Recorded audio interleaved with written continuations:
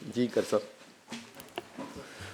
औज़ु बिल्लाहि मिनश शैतानिर रजीम बिस्मिल्लाहिर रहमानिर रहीम वल्लाहुल्लज़ी ला इलाहा इल्ला हु अल मलिकुल कुद्दूसुस सलामुल मुमिनुल मुहैमिनुल अज़ीज़ुल जब्बारुल मुतकब्बिर सुब्हानल्लाहि अम्मा युश्रिकून वल्लाहुल खालिकुल बारिउल मुसव्विरु लहुल अस्माउल हुस्ना युसब्बिहु लहु मा फिस समावाति वल अर्ज़ व हुवल अज़ीज़ुल हकीम सदक़ल्लाहुल अज़ीम।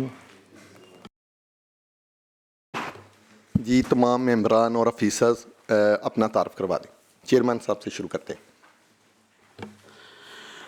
जी Imran Akram Dhillon MPA PP 11195 chairman standing committee SNGAD। Raja Shaukat Aziz Bhatti MPA PP 9 Gujar Khan.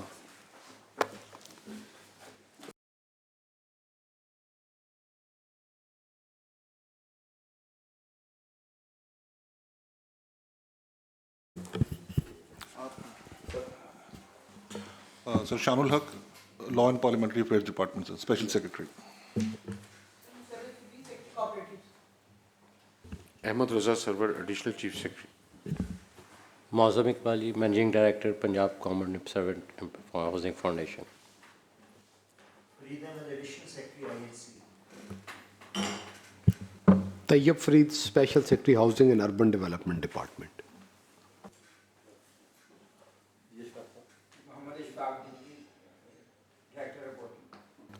SN Chima sir, Assistant Secretary Committees.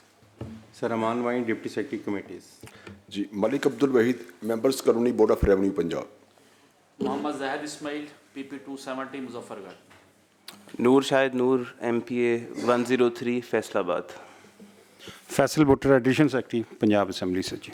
Aamir Liaquat Chattha, additional secretary committees. ये कोई LDA से आया जी? अपना तारफ़ करवा दें। जी ठीक।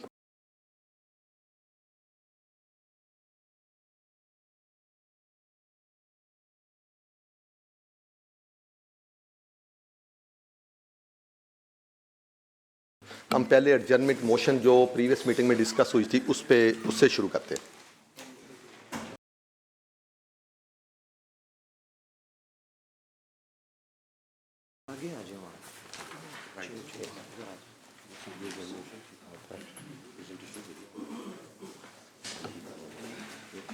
जी सर, ACS साहब।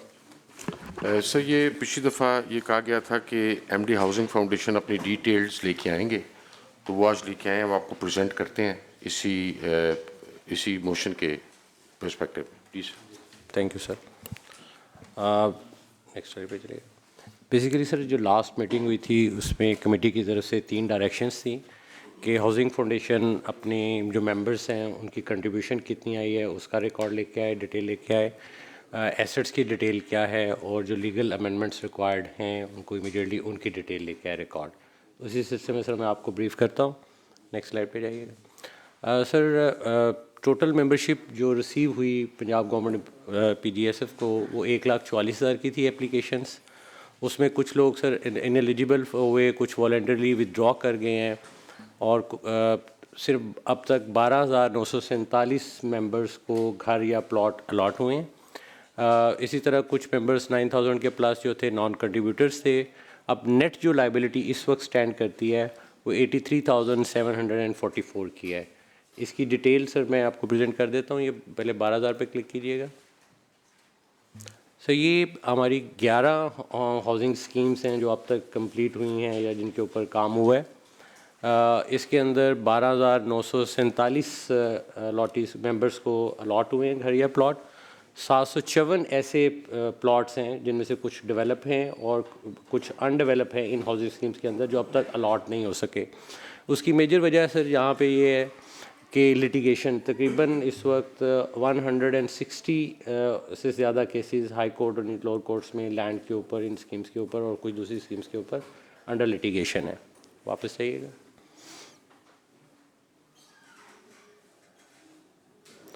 ये 83,000 वाले लिंक को क्लिक कीजिएगा। ये सर मैंने इसको कैटेगराइज किया ताकि हाउस को अच्छे तरीके से ब्रीफ कर सकूँ। ये हमारे पास 4 कैटेगरी थी BS स्केल के एम्प्लॉइज़ के हवाले से, 1 to 7, 8 to 15, 16 to 18, 9 to 20, 20 21 to 22, 5 मरले से लेके 1 कनाल तक। इसी तरह इनके मैंने इस तरह बाइफिकेट किया डाटा को कि आज तक जो 31/12/2024 तक जो रिटायर हो चुके हैं, जो जिनको इमीडिएटली हमें घर डिलीवर करना था या प्लॉट देना था, उनका नंबर 45,000 प्लस है। और जो 2042 तक हमारी लाइबिलिटी चलती है, जो मेंबर्स 2005 में बन चुके हैं, अगर हम उनको प्लॉट देंगे तो 38,044 है। ये टोटल लाइबिलिटी 83,000 प्लस है। वापस आइए। नेक्स्ट, ये सर 9 प्रोजेक्ट्स हैं। साहिवाल और खानेवाल में 2-2 फेज़ हैं, तो टोटल 11 प्रोजेक्ट्स बनते हैं। ये इन स्कीम्स पे काम हुआ है। 3 स्कीम्स ऐसी हैं, सियालकोट, लोधरा, झंग, जिन पे इन प्रोग्रेस हम कहते हैं। सियालकोट वाली स्कीम जो है, इसके ऊपर डेवलपमेंट में काम शुरू हुआ, लेकिन अरसा 3 साल से कॉन्ट्रैक्टर के साथ लिटिगेशन में आर्बिट्रेशन अवार्ड भी हो गया और अंडर लिटिगेशन चल रहा है, स्टे चल रहा है। लोधरा और झंग की ज़मीन आइडेंटिफाइड है, इसके PC1 बने थे लेकिन अप्रूव नहीं हुए और इस पर कोई काम वर्क प्रोग्रेस एसेट डेवलपमेंट का नहीं हुआ। आगे चलिएगा। ये सर उन स्कीम्स के अंदर मैं अलॉटमेंट की डिटेल सर वर्कआउट की है कि इन तमाम स्कीम्स जो हमारी कंप्लीट हुई, उनके अंदर किस तरह जो है वो प्लॉट्स आइडेंटिफाई हुए, अलॉट हुए। नेक्स्ट चलिएगा।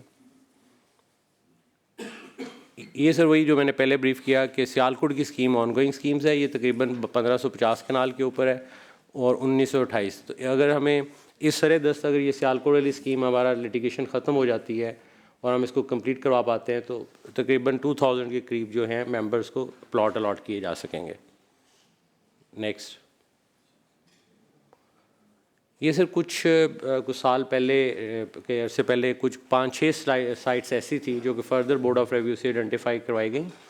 एक मुजफ्फरगढ़ में है, टोबा टेक सिंह में है, खानेवाल में है, नेक्स्ट भक्खर, भावलनगर और फैसलाबाद में। यहाँ पे तकरीबन अगर ये लैंड्स के ऊपर हम आगे प्रोसीड करते हैं तो 17,000 प्लॉट्स जो हैं डिफरेंट कैटेगरी के ये वर्कआउट हो सकते हैं। लेकिन ये सिर्फ आइडेंटिफिकेशन की हद तक है ये प्लॉट्स, इनके ऊपर फर्दर प्लानिंग या स्कीम्स करना या लैंड ट्रांसफ़र होना वो भी प्रोसेस नहीं हुआ। आगे चलिएगा। एक और सर इसी के साथ लिंक्ड है चीज़ जो मैं अभी सर ब्रीफ कर दूं कि ये जो 1.5 साल पहले जो है ये लैंड 6 साइट्स आइडेंटिफाई हुई और उनके ऊपर काम नहीं हो सका। वो इसके ऊपर था कि हाई कोर्ट से ही एक ऑर्डर आ गया जो कि है तो इंटरम, अभी तक फाइनलिटी की हैसियत इख्तियार किए हुए है कि एग्रीकल्चर लैंड के ऊपर जो है वो हाउसिंग सोसाइटीज़ नहीं बन सकती। जैसे शायद क्रीम की कोर्ट में ऑर्डर है और अभी तक वो चल रहा है, जिसकी वजह से फिर इनकी फर्दर बोर्ड ऑफ रेवेन्यू से जो एक्विजिशन थी वो प्रोसेस नहीं हो सका। आगे चलिए। ये सर कमेटी की सर दूसरी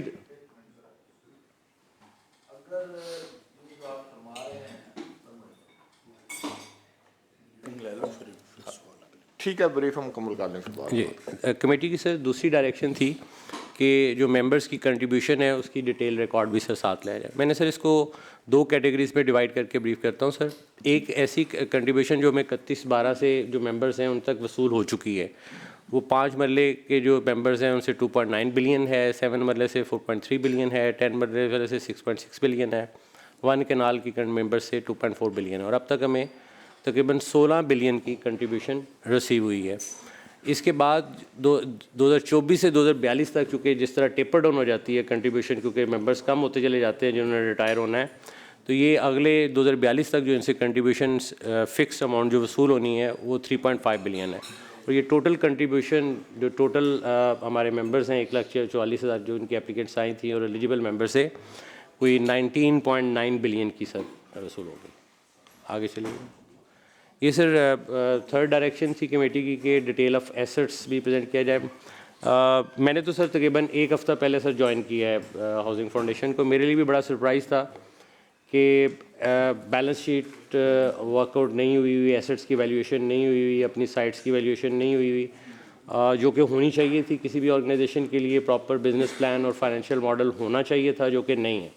लेकिन काइंड ऑफ चूँकि कमेटी की डायरेक्शन थी, तो मैं इसको जो एक बॉल पर फिगर में रात में वर्कआउट करके एसेट्स की डिटेल लेके आया हूँ सर।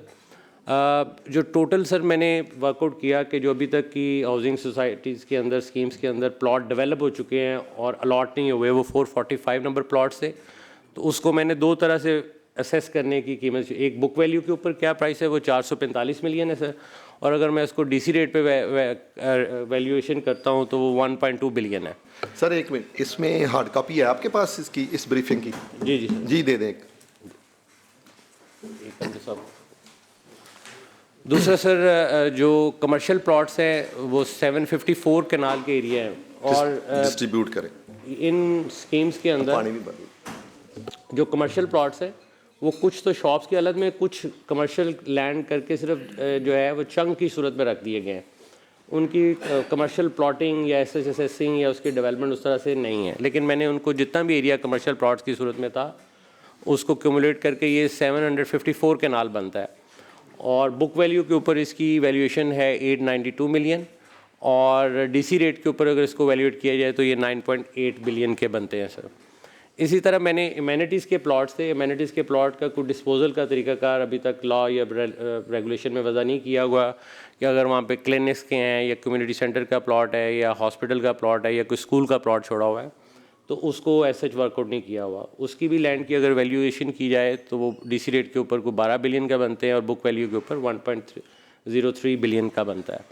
ये तो सर टोटल फिक्स एसेट। एक ही सर जो हमारे करंट साइड के ऊपर एसेट है वो बैंक के अंदर जो मेंबर्स की कंट्रीब्यूशन आती रही है वो ये टर्म डिपॉजिट TDR की सूरत में बैंक्स में रखते रहे फ्लोटिंग रेट के ऊपर। उसके ऊपर सर तकरीबन चूँकि हमारा कोई अब तक 16 बिलियन प्लस का कंट्रीब्यूशन प्रिंसिपल अमाउंट आई हुई थी और कोई 12 बिलियन प्लस का उसके ऊपर मार्कअप अक्रू होकर प्रॉफिट की शक्ल में हुआ है। तो ये टोटल जो बैंक के अंदर कैश एंड कैश इन्वेस्टमेंट्स हैं वो 29 बिलियन की हैं। इस तरह sir as per book value हमारे एसेट्स जो हैं कुछ 31 बिलियन के बनेंगे, और अगर हम प्रोजेक्टेड डीसी रेट के ऊपर करें तो 52 बिलियन के करेंगे। मैं सर हाउस को सर कमेटी को ये भी अपडेट देता चलूँ कि चूँकि ये एक कहते हैं सर झटके तरीके से मैंने वर्कआउट किया है। 3-4 बड़े चैलेंजेस थे और फाउंडेशन के लिए, हाउसिंग फाउंडेशन के लिए। एक कि इसके लीगल केसेस जो हैं उनको विगरसली परसू किया जाए, क्योंकि एटलीस्ट 3-4 स्कीमों के ऊपर दूसरे के ऊपर जो कि 3-3, 4-4 साल से स्टे चल रहे हैं उनको कंप्लीट करने की कॉस्ट कई बिलियन बढ़ चुकी है। तो सबसे पहले मेरे लिए हैरानी की बात थी कि ये चैलेंज भी यही है कि इन लिटिगेशन को एक्टिवली परसू करके ख़त्म कराया जाए। नंबर 2, जो इस ऑर्गेनाइजेशंस के जो एसेट्स हैं, कमर्शियल एसेट्स हैं जो उनकी मैंने सर ये इस पर प्रोसीड कर रहा हूँ कि स्टेट बैंक के जो फर्स्ट कैटेगरी के वैल्यूएटर्स हैं उनसे उनकी वैल्यूएशन करवाई जाए। थर्ड सर एक फाइनेंशियल एनालिस्ट एंगेज कर रहा हूँ जो कि इस कंपनी के तमाम अकाउंट्स को देखते हुए, बुक कीपिंग को देखते हुए, अपनी प्रोसीड करते हुए आगे अकाउंट्स को ले जाते हुए फाइनेंशियल स्टेटमेंट और बैलेंस शीट प्रॉपर्ली वर्कआउट किया जा सके। ये तीनों चीज़ें सर इसलिए ज़रूरी हैं कि कोई भी बिज़नेस मॉडल, फाइनेंशियल मॉडल जो कि वाक़तन प्रैक्टिकल हो, अप्लाई किया जा सके, जिस पे हम एक एतमाद के साथ, ट्रस्ट के साथ कह सकेंगे हम इसके साथ प्रोसीड कर सकते हैं, उससे पहले ये तीनों चीज़ें करनी सर बहुत ज़रूरी होंगी। और इंशाल्लाह मौका मिला तो ये सर 6 से 8 हफ्ते के अंदर ये प्रोसेस कंप्लीट किया जा सकता है सर। नेक्स्ट चलिए। ये सर डायरेक्शन ये भी थी कि जो मेरे से पहले हाउस को ब्रीफ किया गया था कि कुछ अमेंडमेंट्स इन हाउस जो हैं वो प्रोसेस हो रही हैं। It's not that kind of propose amendments कि जिसमें कोई प्लॉट की या ज़मीन की कोई क्रिएशन हो रही है या हम किसी से एक्वायर हो रहे हैं। ये कोर्ट्स की डायरेक्शन के मुताबिक एक ये थी कि जो हाउसिंग फाउंडेशन का एक्ट है उसमें फैमिली में वाइफ और फिर चिल्ड्रन, डिपेंडेंट चिल्ड्रन और पेरेंट्स, इसकी प्रोविजन रखी गई थी। कोर्ट की डायरेक्शन हाई कोर्ट की तरफ से ये आई थी कि आपकी ये जो इस्लामिक लॉ है विरासत का, उससे इख्तलाफ है, इसको अमेंड किया जाए। तो एक सर ये पेंडिंग पड़ी है। नेक्स्ट पे दूसरी सर अमेंडमेंट में ये प्रपोज़ की हुई थी कि अभी तक जो हाउसिंग फाउंडेशन में मेंबर्स को जो प्लॉट या घर अलॉट किए जाते थे उसमें उसके पास चॉइस होती थी कि वो अपनी प्रायोरिटी देता था हर दफ़ा। वो प्रायोरिटी कभी पिंडी में लगी, कभी सियालकोट में लगी, कभी दूसरे पे लगी, जिसकी वैल्यूएशन बेहतर होती थी वो इसी में घूमते रहते थे, तो कोई डिसीजन नहीं होता था। तो ये में अमेंडमेंट थी कि जो अलॉटमेंट है वो सिर्फ सीनियरिटी की बेस पे की जाए, वो जो ऑप्शनल वाला या चॉइस वाला है वो मामला ख़त्म कर दिया जाए। नेक्स्ट तीसरी सर जो है एक रिप्रेजेंटेशन की थी कि बहुत सारे लोग अपीलें फ़ाइल करते हैं। पहले अपीलेट फोरम जो था वो हाउसिंग फाउंडेशन का बोर्ड था, जो कि बोर्ड की मीटिंग साल में 1 या 2 दफ़ा होती थी, वो डिसीजन नहीं हो पाते थे। तो उसमें सर चूँकि हमारे administrative secretary additional chief secretary साहब हैं, तो अपीलेट फोरम एक प्रोविजन करने के लिए लॉ के अंदर अमेंडमेंट थी। नेक्स्ट ये मेंबर्स की डेफिनेशन। एक और सर कोर्ट की तरफ से 2 या 3 केसेस हाई कोर्ट में गए हुए थे कि कुछ ऐसे लोग थे जो कि जिन्होंने कुछ ऐसा पंजाब गवर्नमेंट में सर्व किया, वो मेंबर की अप्लाई किया, बाद में वो किसी ऑटोनमस बॉडी में चले गए, तो वो ऐसा उसकी एलिजिबिलिटी क्राइटेरिया में फॉल नहीं करते थे। तो वो कोर्ट की डायरेक्शन में फिर बोर्ड को हुई, बोर्ड में रखा गया, बोर्ड ने कहा कि इसको अमेंडमेंट के लिए प्रपोज़ किया जाए। उस वक्त 2 साल पहले ये हाई कोर्ट की 2 या 3 केसेस में ये भी अमेंडमेंट्स लीगल रिक्वायर्ड। आगे चलिए। ये सर वो मैं आपको सर जो ब्रीफ कर चुका हूँ, ये कि शायद जैसे शायद क्रीम वाली जो रेट पिटिशन की प्रेयर की थी, मियाँ चन्नू की साइड थी, जिस पे housing foundation board of revenue से ज़मीन ले रहा था, उसके ऊपर उन्होंने फिर जजमेंट इन रेम कर दी सर कि सबके ऊपर अप्लाई करेंगी। तो अभी तक सर वो चल रहा है और स्टे के अंदर है। आगे चलिएगा। अब सर काइंड ऑफ एक बहुत ही रूडामेंट्री जो मैंने वर्कआउट रात को सोचते हुए कहा कि किस तरह से ये जो चंक है हम इसको डिवाइड कर सकते हैं। पहले हम सिर्फ बिग सिटीज़ के अंदर काम करने की कोशिश करते रहे, तो जब तक इसकी मेंबरशिप की डोमिसाइल प्रोफाइल हर एक की जो अगर कोई अभी जो मौजूद है या फ्यूचर में अगर गवर्नमेंट इजाज़त देती है कि और मेंबर्स बनाने हैं, तो उसके अंदर ये कंडीशन रखी जाए कि वो जिस डिस्ट्रिक्ट का डोमिसाइल है उसी डिस्ट्रिक्ट में डोमिसाइल जो लैंड अवेलेबल हो उसको एक स्ट्रक्चर प्रोग्राम के तहत करके तो उसको हाउसिंग के लिए प्रोवाइड की जाए। तो वो ये आपकी जो बॉटलनेक क्रिएट हो जाता है, बजाय कि प्रॉब्लम एक बहुत बड़ा हम एक जगह पे क्रिएट कर लें, अगर प्रॉब्लम को डिवाइड करके हर डिस्ट्रिक्ट के अंदर जगह आइडेंटिफाई करके चैलेंज को डिवाइड करके किया जाए तो ये एक वर्केबल सोल्यूशन हो सकता है। That's all from my side sir. Thank you.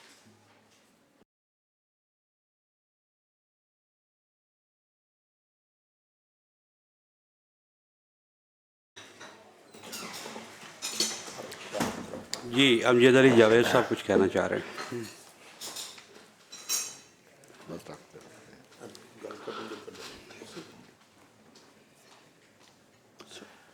जी आपने ये फरमाया है कि कोर्ट का एक फ़ैसला आ गया है कि एग्रीकल्चर लैंड पे कॉलोनीज़ नहीं बन सकती। ये सिर्फ हाउसिंग अथॉरिटी के लिए है या बाकी भी ओवरऑल पंजाब के लोगों के लिए या पाकिस्तान के लोगों के लिए है? सर मेरा तो ये ख्याल था ये हाउसिंग अथॉरिटी के लिए भी नहीं होना चाहिए, मगर फ़िलहाल ये रैम उन्होंने उसके हमारे ऊपर अप्लाई किया हुआ है। बट जनरली कुछ अरसे से अदालतों ने इस किस्म के केसेस को एंटरटेन करना शुरू किया हुआ है। उसका सलूशन ये है कि हमारे अर्बन मास्टर प्लान्स बन जाएँ और हमारी बल्दियात की जो हदूद हैं वो एग्रीकल्चर लैंड क्लियरली डिफ़ाइन हो जाए। इस पर ऑलरेडी लोकल गवर्नमेंट डिपार्टमेंट काम कर रहा है और बहरहाल एक एक्सपेंडिंग पॉपुलेशन के अंदर हमें कहीं ना कहीं जगह निकालनी है। मगर सर ये लिटिगेशन ये ठीक है, ये अपनी जगह पे चल रही है, बट इस अथॉरिटी के जो काम रुके हुए हैं वो सिर्फ इस लिटिगेशन की वजह से नहीं रुके हुए, वो और भी फैक्टर्स हैं। मगर आप ठीक कह रहे हैं, ये हमारी अथॉरिटी भी नाफिज किया, इन रेम किया सर। उन्होंने कहा जी आपने जो भी करना है, तो हम तो जो लैंड ले रहे थे जिस तरह के हमारे पास पैसे हैं, हमने तो एग्रीकल्चर लैंड ही अवेलेबल होना था उसमें। अगर हमने घर बना के लैंड खरीद के घर बना के देना और वो किसी भी थोड़ी बहुत फाइनेंशियल वायबिलिटी में आ जाए तो वो प्रैक्टिकली हमारा काम उस वजह से ठप पड़ा हुआ है। और आने वाले उसके बाद आप देख रहे हैं खुद भी हाई कोर्ट का और कोर्ट्स का एम्फेसिस ना एनवायरनमेंट के ऊपर और मास्टर प्लानिंग इसके ऊपर थोड़ा ज़्यादा है, तो वो हमारे लिए है मुश्किल से। अच्छा, लास्ट मीटिंग में, पिछली मीटिंग में था नहीं, उससे पहले जो मीटिंग थी उसमें जो ब्रीफ कर रहे थे जो एमडी, तो वो ये कह रहे थे, वो तो इस आइडिया से इख्तलाफ कर रहे थे कि हमें इस काम को वाइंड अप करना चाहिए, आगे नहीं चलना चाहिए। तो उसमें अब डिपार्टमेंट की क्या राय है इसमें? अब आप इसको फर्दर प्रोसीड करना चाहते हैं या इसको यहीं रोकना चाहते हैं? इजाज़त दें कि 2 मिनट में मैं थोड़ी सी इसकी हिस्ट्री बता दूं कि हम यहाँ तक पहुँचे कैसे हैं। जी सर 2004 में ये एक्ट बना था। एक्ट के अंदर ये विजुलाइज किया गया था कि हर गवर्नमेंट सर्वेंट आएगा, वो अपनी कंट्रीब्यूशन देगा, रिटायरमेंट के ऊपर उसको घर या प्लॉट मिलेगा। जिस दिन इसकी मेंबरशिप खोली गई, 1 साल बाद मेंबरशिप बंद कर दी क्योंकि इतनी ज़्यादा एप्लीकेशंस आ गई। हमारी बहुत बड़ी यूनिवर्स है सरकारी मुलाजमीन की लाहौर में, और उसकी वजह ये थी सर कि डे 1 से लेट मी से कि इसका फाइनेंशियल मॉडल था ही। आप देखिए इस वक्त भी मुझे 83,000 घर देने हैं, मेरी टोटल एसेट्स 52 बिलियन की है, 17,000 का सिर्फ प्लॉट मेरे पास अवेलेबल है और 10,000 तरह की रेट है।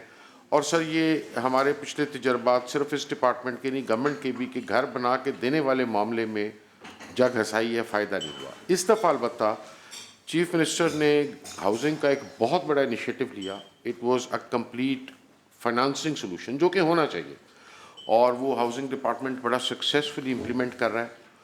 और हमारी भी इंटेंशन यही थी कि ये जब चलता है तो हम अपने लिए भी कोई एक फाइनेंशियल डिसीजन उस तरह का करें। ये आपने नोट किया होगा कि आखिर में 3 amendments to the law propose किए हैं, उनमें से एक के साथ तो मैं वैसे ही इत्तेफाक नहीं करता, वो एक अलग बात है। मैंने वो तीनों रोक दी। मैंने कहा give me a comprehensive amendment.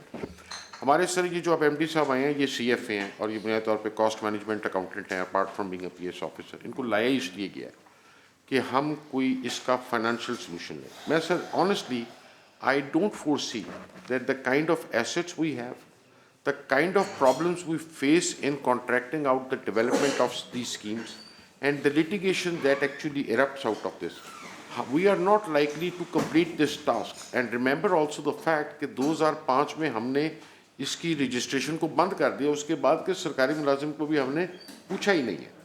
तो इससे बेहतर है, पिछली दफ़ा सर जब कैबिनेट मीटिंग हुई है तो मैं कैबिनेट में लेके गया था हमारे कुछ सरकारी जो घर बनने हैं मुलाजमीन के लाहौर में, और उस वक्त मैडम चीफ मिनिस्टर ने बड़ा क्लियर कट कहा था कि मुझे एक सलूशन चाहिए सारे सरकारी मुलाजमीन के लिए। सिर्फ हम इन सर्विस लोगों को उसको कार्डर को देने की बजाय आप हमें कंप्लीट सलूशन दें, उसको अपना घर दें। तो उसके अब सिपरा साहब आए हैं, हम सर इसकी अब करवा रहे हैं एक एक्चुरियल और एक इसका चार्टर्ड अकाउंटेंट से ऑडिट करवा रहे हैं विद। इस वक्त तो सर सूरत हाल ये है कि इसकी जो बैलेंस शीट है उस पर भी हम श्योर नहीं, उसको करके we are trying to come up with a financial solution for this. ये sir it is on the table, but it is highly unlikely कि we would ever be able to run this smoothly कि हम खुद घर बना के लोगों को दें। बट फाइनेंशियल सॉल्यूशंस में हमारे पास 52 बिलियन के एसेट्स हैं, तो अभी देखते हैं जो भी सॉल्यूशन निकलता है सर। और वी थिंक कि हमें, चूँकि हमें ऑलरेडी CM ने कहा भी है, तो हमने उनसे वादा किया है कि अगले 2 से ढाई महीने में हम आपके पास कॉम्प्रिहेंसिव सॉल्यूशन लेके आते हैं। This can not be taken further. वो जो 3 स्कीमें इस वक्त अंडर डेवलपमेंट भी हैं सर, उसमें भी हर कॉन्ट्रैक्टर आर्बिट्रेशन में गया हुआ है, हर अलॉटी लिटिगेशन पे गया हुआ है, हर नीलामी के बाद लिटिगेशन होती है। और सर एक और मज़े की बात है, जो इनकी अपनी प्रॉपर्टीज है कमर्शियल, वो भी प्रॉपरली लेवरेज नहीं हुई। पाकिस्तान में कहीं पे भी जो कमर्शियल प्लॉट है वो 4 कनाल या 8 कनाल का नहीं होता। कमर्शियल प्लॉट 3 मरले का, 2 मरले का, 5 मरले का होता है। वो 8-8 कनाल का बेचने की कोशिश करें, बड़ी पार्टी आती है और लिटिगेशन शुरू हो जाती है। So these are the problems that we are facing, and we hope कि हम जिस काम पे लगे हैं, और ये इसको हमने डिले भी इसलिए किया था because we wanted to firm up the housing solution जो कि ये हाउसिंग डिपार्टमेंट बना रहा है। क्योंकि अल्टीमेटली ये सर ये सारी स्कीम जो थी ना, जब फाटा भी उन्हीं दिनों में बना था, इस सब ने एक होना था किसी जगह पे, और वो नहीं हो सका। सर इसमें आप चूँकि घर बना के देने की बात कर रहे हैं, जो मॉडल ऑलरेडी घर बना के देने के यहाँ एक्सरसाइज हुए हैं, उसको स्टडी किया आपने? सर मुझे तो हमारे सिविलियन साइड पे ऐसा कोई मॉडल पंजाब गवर्नमेंट ने कामयाबी से मैं गोशगुजार कर देता हूँ, क्योंकि मैं लेबर कमेटी में मुझे ये सारी चीज़ें देखने का इत्तेफाक हुआ। लाहौर में डिफेंस में ही गालबन डिफेंस के साथ लेबर कॉलोनी मज़दूरों के लिए फ्लैट बना के दिए गए। उस वक्त उस फ्लैट की कास्ट जो थी वो 27 लाख रुपये आई थी। ज़मीन और दूसरी चीज़ उसमें शामिल नहीं थी। अब जब वो चीज़ माले मुफ्त दिले बहराम, वो घर जो हैं, वो फ्लैट जो हैं, वो 5 लाख रुपए से 10 लाख रुपए में बिके। गवर्नमेंट को वो कम से कम उस वक्त को 40-50 लाख का कास्ट कर रहा होगा। अच्छा, इसमें क्या अब वो 99% जिन लोगों को अलॉट किए गए वो नहीं रह रहे? रेवेन्यू कॉलोनीज़ के नाम से सरकारी मुलाजमों ने तकरीबन पूरे पंजाब में अलॉटमेंट हुई, खरबों अरबों रुपए की ज़मीनें थीं। अब वहाँ भी 98% अलॉटीज़ नहीं हैं। अच्छा, तो क्या यहाँ भी आप ऐसा ही को तजर्बा करने जा रहे हैं? और जब आप बनाने जाएंगे, आशियाना पे कितने सवाल खड़े हुए, दीगर कितने सवाल खड़े हुए। फिर अगर एक बंदा रहने वाला है लइये का, उसको आप लाहौर में दे देंगे घर बना के, या लाहौर वाले को लइये में दे देंगे, तो क्या वो वहाँ रहेगा? तो उसको ऐसा कोई मुमकिन नहीं है कि वो आप एक डिसाइड कर लें, ये जिस पे बात भी हो रही थी कि जो का आप उसको बेनिफिट देने जा रहे हैं, वो अपने गांव में, घर में, शहर में अगर उसको आप फाइनेंशियल उतना बेनिफिट दे देते हैं तो वहाँ शायद उसे ज़मीन सस्ती मिल जाए, शायद वो वहाँ कर ले। और दूसरा एक क्वेश्चन मैंने रेज़ किया था कि एक थल डेवलपमेंट अथॉरिटी के नाम से एक प्रोजेक्ट बना था जिसमें हज़ारों एकड़ ज़मीनें थीं, घर भी बनाए गए हैं, भी मौजूद हैं, तो उनका क्या स्टेटस है? उसको कभी वो मुकम्मल नहीं हुई। लोगों को जो मेरी इन्फॉर्मेशन है कि कब्ज़े हुए हैं, उसका कहाँ है? मैंने ये कहा था कि अगर वो सरकार की, वो भी हाउसिंग डिपार्टमेंट को, वो मेरी इन्फॉर्मेशन के मुताबिक मुंतकिल कर दिया गया था वो सारी ज़मीनें। अब हाउसिंग के पास भी पता नहीं उसका रिकॉर्ड है नहीं है, उनका स्टेटस क्या है। तो मैंने ये प्रपोज़ किया था कि उस पर वर्क कर लें। वो जो घर मौजूद हैं बड़े बड़े हैं उसमें, और रकबा भी बहुत ज़्यादा है, तो उसको वो केटर कर सकता है किसी हद तक इन चीज़ों को, क्योंकि वो भी सरकार के पैसे लगे हैं। उसमें क्या इन्फॉर्मेशन है सर? आप जो बात कर रहे हैं ना, 100% यही सोच होनी चाहिए। इशू ये है, थल डेवलपमेंट अथॉरिटी के बारे में पॉइंटेड तो मैं जवाब नहीं दे सकूँगा, SMBR का डोमेन है, मुझे उसका पता नहीं है। पर सर जो आपने लेबर कॉलोनी की बात की, मुल्तान में भी एक लेबर कॉलोनी खड़ी है, एक सियालकोट, जहाँ जहाँ लेबर कॉलोनियाँ मिलते जुलते थोड़े बहुत, क्योंकि सर गवर्नमेंट बिजनेस नहीं कर सकती और प्रॉपर्टी डेवलप करके घर बना के देना भी बिजनेस है, ये हमें सीख चलना चाहिए। सही। हमें कोई, हमारे पास एसेट्स हैं ये 52 बिलियन की, इसको किस तरह लेवरेज करना है, एक्चुअली एसेट्स हैं क्या, ये भी देखने वाली मैंने बात है कि ये भी सारी रफ कट है।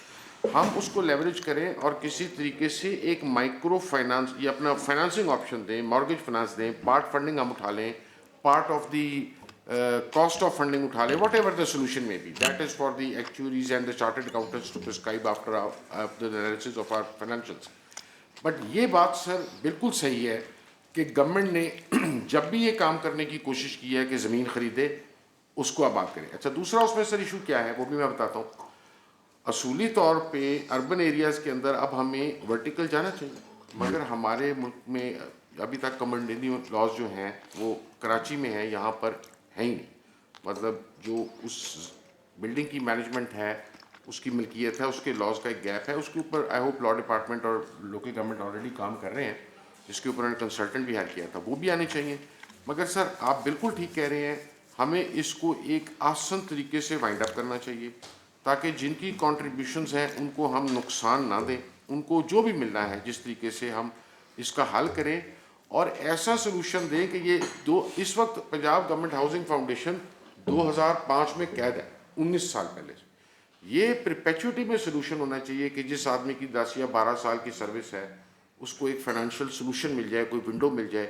वो यहाँ बनाना चाहता है, पिंडी में, लोधरा में, लिया में, जहाँ बनाना चाहता है, जहाँ पे उसको सूट करता है, वो अपनी पसंद की ज़मीन खरीदे और अपने पसंद का घर बनाए। तो सारी दुनिया में हाउसिंग मॉर्गेज फाइनेंस से होता है और सारी दुनिया में it is not only considered housing, it is the wealth. जो हमारे तरक्की याफ्ता मुल्क हैं उनमें तो 80% भी जो वेल्थ है of total national wealth, that is basically housing. So that is Y जब उनको फाइनेंशियल इंजेक्शन भी अपनी देना होता है तो वो हाउसिंग में डालते हैं। We totally agree and that is why we block this way. अब एक फाइनेंशियल सोल्यूशन इन्होंने ढूंढा है हाउसिंग वालों ने, मैडम ने उनका इफ्तिताह किया है, ये जा रहे हैं उस तरफ और हम भी उसी किस्म का कोई सोल्यूशन इधर गवर्नमेंट सर्वेंट के लिए देना चाहते हैं। ये बात, ये सर 83,000 घर जो मर्जी को बंदा झूठा दावा कर जाए, हम नहीं बना सकते और नहीं बनेंगे। ना इतने प्लॉट ये दे सकेंगे, ना इतनी ज़मीन दे सकेंगे। गवर्नमेंट को जो है ना लिटिगेशन भी पड़ जाती है, हर तरह के मसाइल गवर्नमेंट के अंदर है। गवर्नमेंट ये बिजनेस कर ही नहीं सकती सर, ये इशू सही है। को थल जो थल की जो है थी लैंड, उस पर कोई जी sir, Tayyab Farid, special secretary housing and urban development department से। सर ये थर्ड डेवलपमेंट अथॉरिटी का जो कॉन्सेप्ट था ये 50s के लेट में आया था, और उस वक्त प्रॉब्ली जो कैपिटल ऑफ पाकिस्तान था वो उसके लिए इस जगह को आइडेंटिफाई किया गया था, and that concept was done away with in 1968 जब इस्लामाबाद फाइनल हो गया। तो फिर उस इनिशिएटिव को वो इम्पेटस ना मिला, और वो जहाँ पे था इस सिलसिले में 3 तहसीलों के अंदर सर वहाँ पे हैबिटेट लाई गई थी, जौहराबाद, लियाकताबाद और कायदाबाद में सर। टोटल सर एक जगह पे जौहराबाद में 346 घर हैं। ये मैंने कुछ दिन पहले सर्वे कराए, incidentally I was not very total जमीन कितनी है इसकी? सर एक सिर्फ घर नहीं गिनेंगे आप, टोटल जितनी ज़मीन इस प्रोजेक्ट के अंडर आई वो कितनी है, वो भी साथ साथ बताते जाएं। अच्छा, मेरे पास जो इस वक्त तो डिटेल है वो उन हाउसेज की है जो कुछ 60 साल पहले के बने हुए हैं, इस वक्त they are in dilapidated condition. उनमें से 30% सोल्ड आउट है।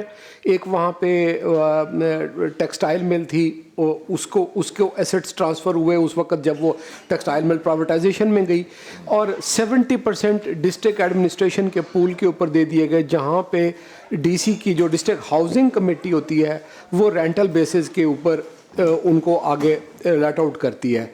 इसके ऊपर इनॉर्मस लिटिगेशन है सर, जो लोग वहाँ पे बैठे हुए हैं जो रिटायर हो गए, इसमें इंक्रोचमेंट्स भी हैं, तो ये भी डिफरेंट कोर्ट्स ऑफ लॉज में, एक में 346 हैं सर, एक में 278 हैं, एक में 226 घर हैं सर। ये तो बने हुए हैं ना? जी बने हुए हैं सर। और ये मैं लैंड क्वेश्चन कर रहा हूँ वो सर मैं मालूम करके सर बता सकूँ सर। हम तो हाउसिंग कंपोनेंट ये उसका पता ही नहीं है वो है किसके पास अभी तक। सर इस वक्त वो डिस्ट्रिक्ट एडमिनिस्ट्रेशन के पास है, और जिन लोगों को 30-25-30% वो तो घर है ना जी मोहतरम। जी सर, जमीन तो जी जमीन बोर्ड ऑफ रेवेन्यू बताएगा सर। जी बिल्कुल पास तो नहीं जा सकती। वो मेरी इन्फॉर्मेशन ये है कि वो हाउसिंग को ट्रांसफर हुई है और हाउसिंग को पता नहीं है उसका। सर मैं ये मालूम करके सर बता सकता हूँ, मुझे इस वक्त इसके ऊपर ये जरा काइंडली इसमें सारी इन्फॉर्मेशन ले। मुझे इतना मालूम है सर कि ये घर हाउसिंग के पास नहीं है सर। वो तो ज़्यादा लोग उस पर काबज हैं मुख्तलिफ हवालों से, जितनी आपने इन्फॉर्मेशन दे दी है। जब वो काबज हो गया फिर उसको मैनेज करने के लिए डिस्ट्रिक्ट गवर्नमेंट के हवाले कर दिया, उन्होंने को रेंट तय कर लिया। जिस तरह ये तयबदारी, दूसरी चीज़ रेंट और ज़मीनें हैं, जो सारी चीज़ें उसमें हैं, तो ये तो एक उसको मैनेज करने के लिए सारा किया गया कि उसका और करना क्या है। तो इसी तरह के जो घर बनाएंगे, ये पॉइंट यही था कि जब भी होगा तो गवर्नमेंट जो भी बिज़नेस करेगी उसके कॉन्ट्रैक्टर पे, उसके मेयार पे, जो हमारे मेयार है गवर्नमेंट सेक्टर की बनने के, एक बंदा खुद घर बनाएगा, वो अगर 50 लाख में बनाएगा, गवर्नमेंट बनाएगी तो 1.5 करोड़ में बनाएगी, तो वो भी पैसे उसको ही कास्ट करेंगे, उस पर ही जाएगी ना डेवलपमेंट कास्ट, तो सारे प्रोजेक्ट पे ही जाएगी। ये सारी चीज़ें उसमें क्वेश्चन होने वाली हैं। क्या जो बात कि अगर आप प्लॉट दे देते हैं तो उसको जो फाइनेंस मॉडल की बात हुई है, तो बैंक्स जो हैं उनको लूप में लेके मुलाजमीन को लिए वो वहाँ गवर्नमेंट उनको कोऑपरेट करे, उनका जो इंटरेस्ट है उसमें उनको फैसिलिटेट किया जाए, उनको लोन आसानी के साथ मिल जाए। ये सारी चीज़ें उस एंगल से देखी जानी चाहिए। This is precisely the model जो अपनी छत अपना घर में हम लेके चल रहे हैं, जिसके तहत जो ACS साहब ने भी पहले बताया है। और अगर और इट इज़ एन ऑप्शन 3, इसमें हमारे पास 2 ऑप्शंस और भी हैं। मेरे ख्याल में हम मौजू से हटके हम उधर आए जिस टॉपिक पे हम आए थे। मेहरबानी हो जी अपना राय साहब, टोटल हमारे पास बता जो सकते हैं कि सियालकोट में स्टे है या नहीं है? मेरी सियालकोट में स्टे है सर? स्टे नहीं है, स्टे लिटिगेशन है, स्टे नहीं है। आप इसे रिकन्फर्म करें जरा। अच्छा सर, मैं चेक कर। एक और दूसरा, इतने अरसे से जो टीम आपकी लगी है ठेकेदार के साथ फिट होके, उनको भी वहाँ से फारिग करें। और लॉ डिपार्टमेंट अगर लॉ ऑफिसर इसको नहीं टैकल कर सकते तो एडवोकेट जनरल को लिखें जी, इन सब के लिए डे टू डे हेयरिंग के लिए मूव करें। और इतने ये तो 15 दिन में सॉल्व होने वाले मामले, ठेकेदार का आप वो कैंसिल करें, नए को टेंडर दें, और 3000 प्लाट वहाँ पे बनते हैं। मैं ऑलरेडी प्रोसीड कर चुका हूँ, मैंने एक वकील एंगेज कर लिया, पहले रूटीन से ले लिया केस पेपर्स वापस, वो इंशाल्लाह क्योंकि वो मेरी इतला के मुताबिक ये लोकल समझौता था जो ठेकेदार का और आपकी टीमों के दरमियान चल रहा था बड़े अरसे से उसमें। और अब वहाँ पे भी काफ़ी सारे प्लाट अवेलेबल हैं आपके पास। मेरे टोटल सियालकोट वाली पे आपके फिगर और मेरे फिगर टैली नहीं कर रहे हैं, हो सकता है आगे पीछे हों, लेकिन मेरी इतला के मुताबिक वहाँ पे 3000 प्लॉट बनते हैं। और आपके पास साबका स्कीमों से अब तक गालबन 800 के करीब प्लाट जो हैं वो डेवलप प्लाट अवेलेबल हैं जो आपने किसी को अलॉट नहीं किया। सबका स्कीमों में सर 800 प्लॉट्स की डिमार्केशन है, जिसमें से 550 प्लॉट्स डेवलप हैं, बाकी अनडेवलप हैं। अच्छा जी, अभी स्कीम वाइज चलें। झंग आपका मास्टर प्लान नहीं बना, 3200 कनाल आपको क्लियर ज़मीन आपके पास अवेलेबल थी, उसमें कोई प्रोग्रेस हुई नहीं हुई? प्लान नहीं बना, ना ही PC1 बना है, ना ही कॉन्ट्रैक्ट किसी को मास्टर प्लान नहीं बना, टेंडर करवाना, मास्टर प्लान बना था, टेंडर नहीं हुआ था। नहीं हुआ सर। टेंडर भी इशू हुआ, टेंडर कैंसिल।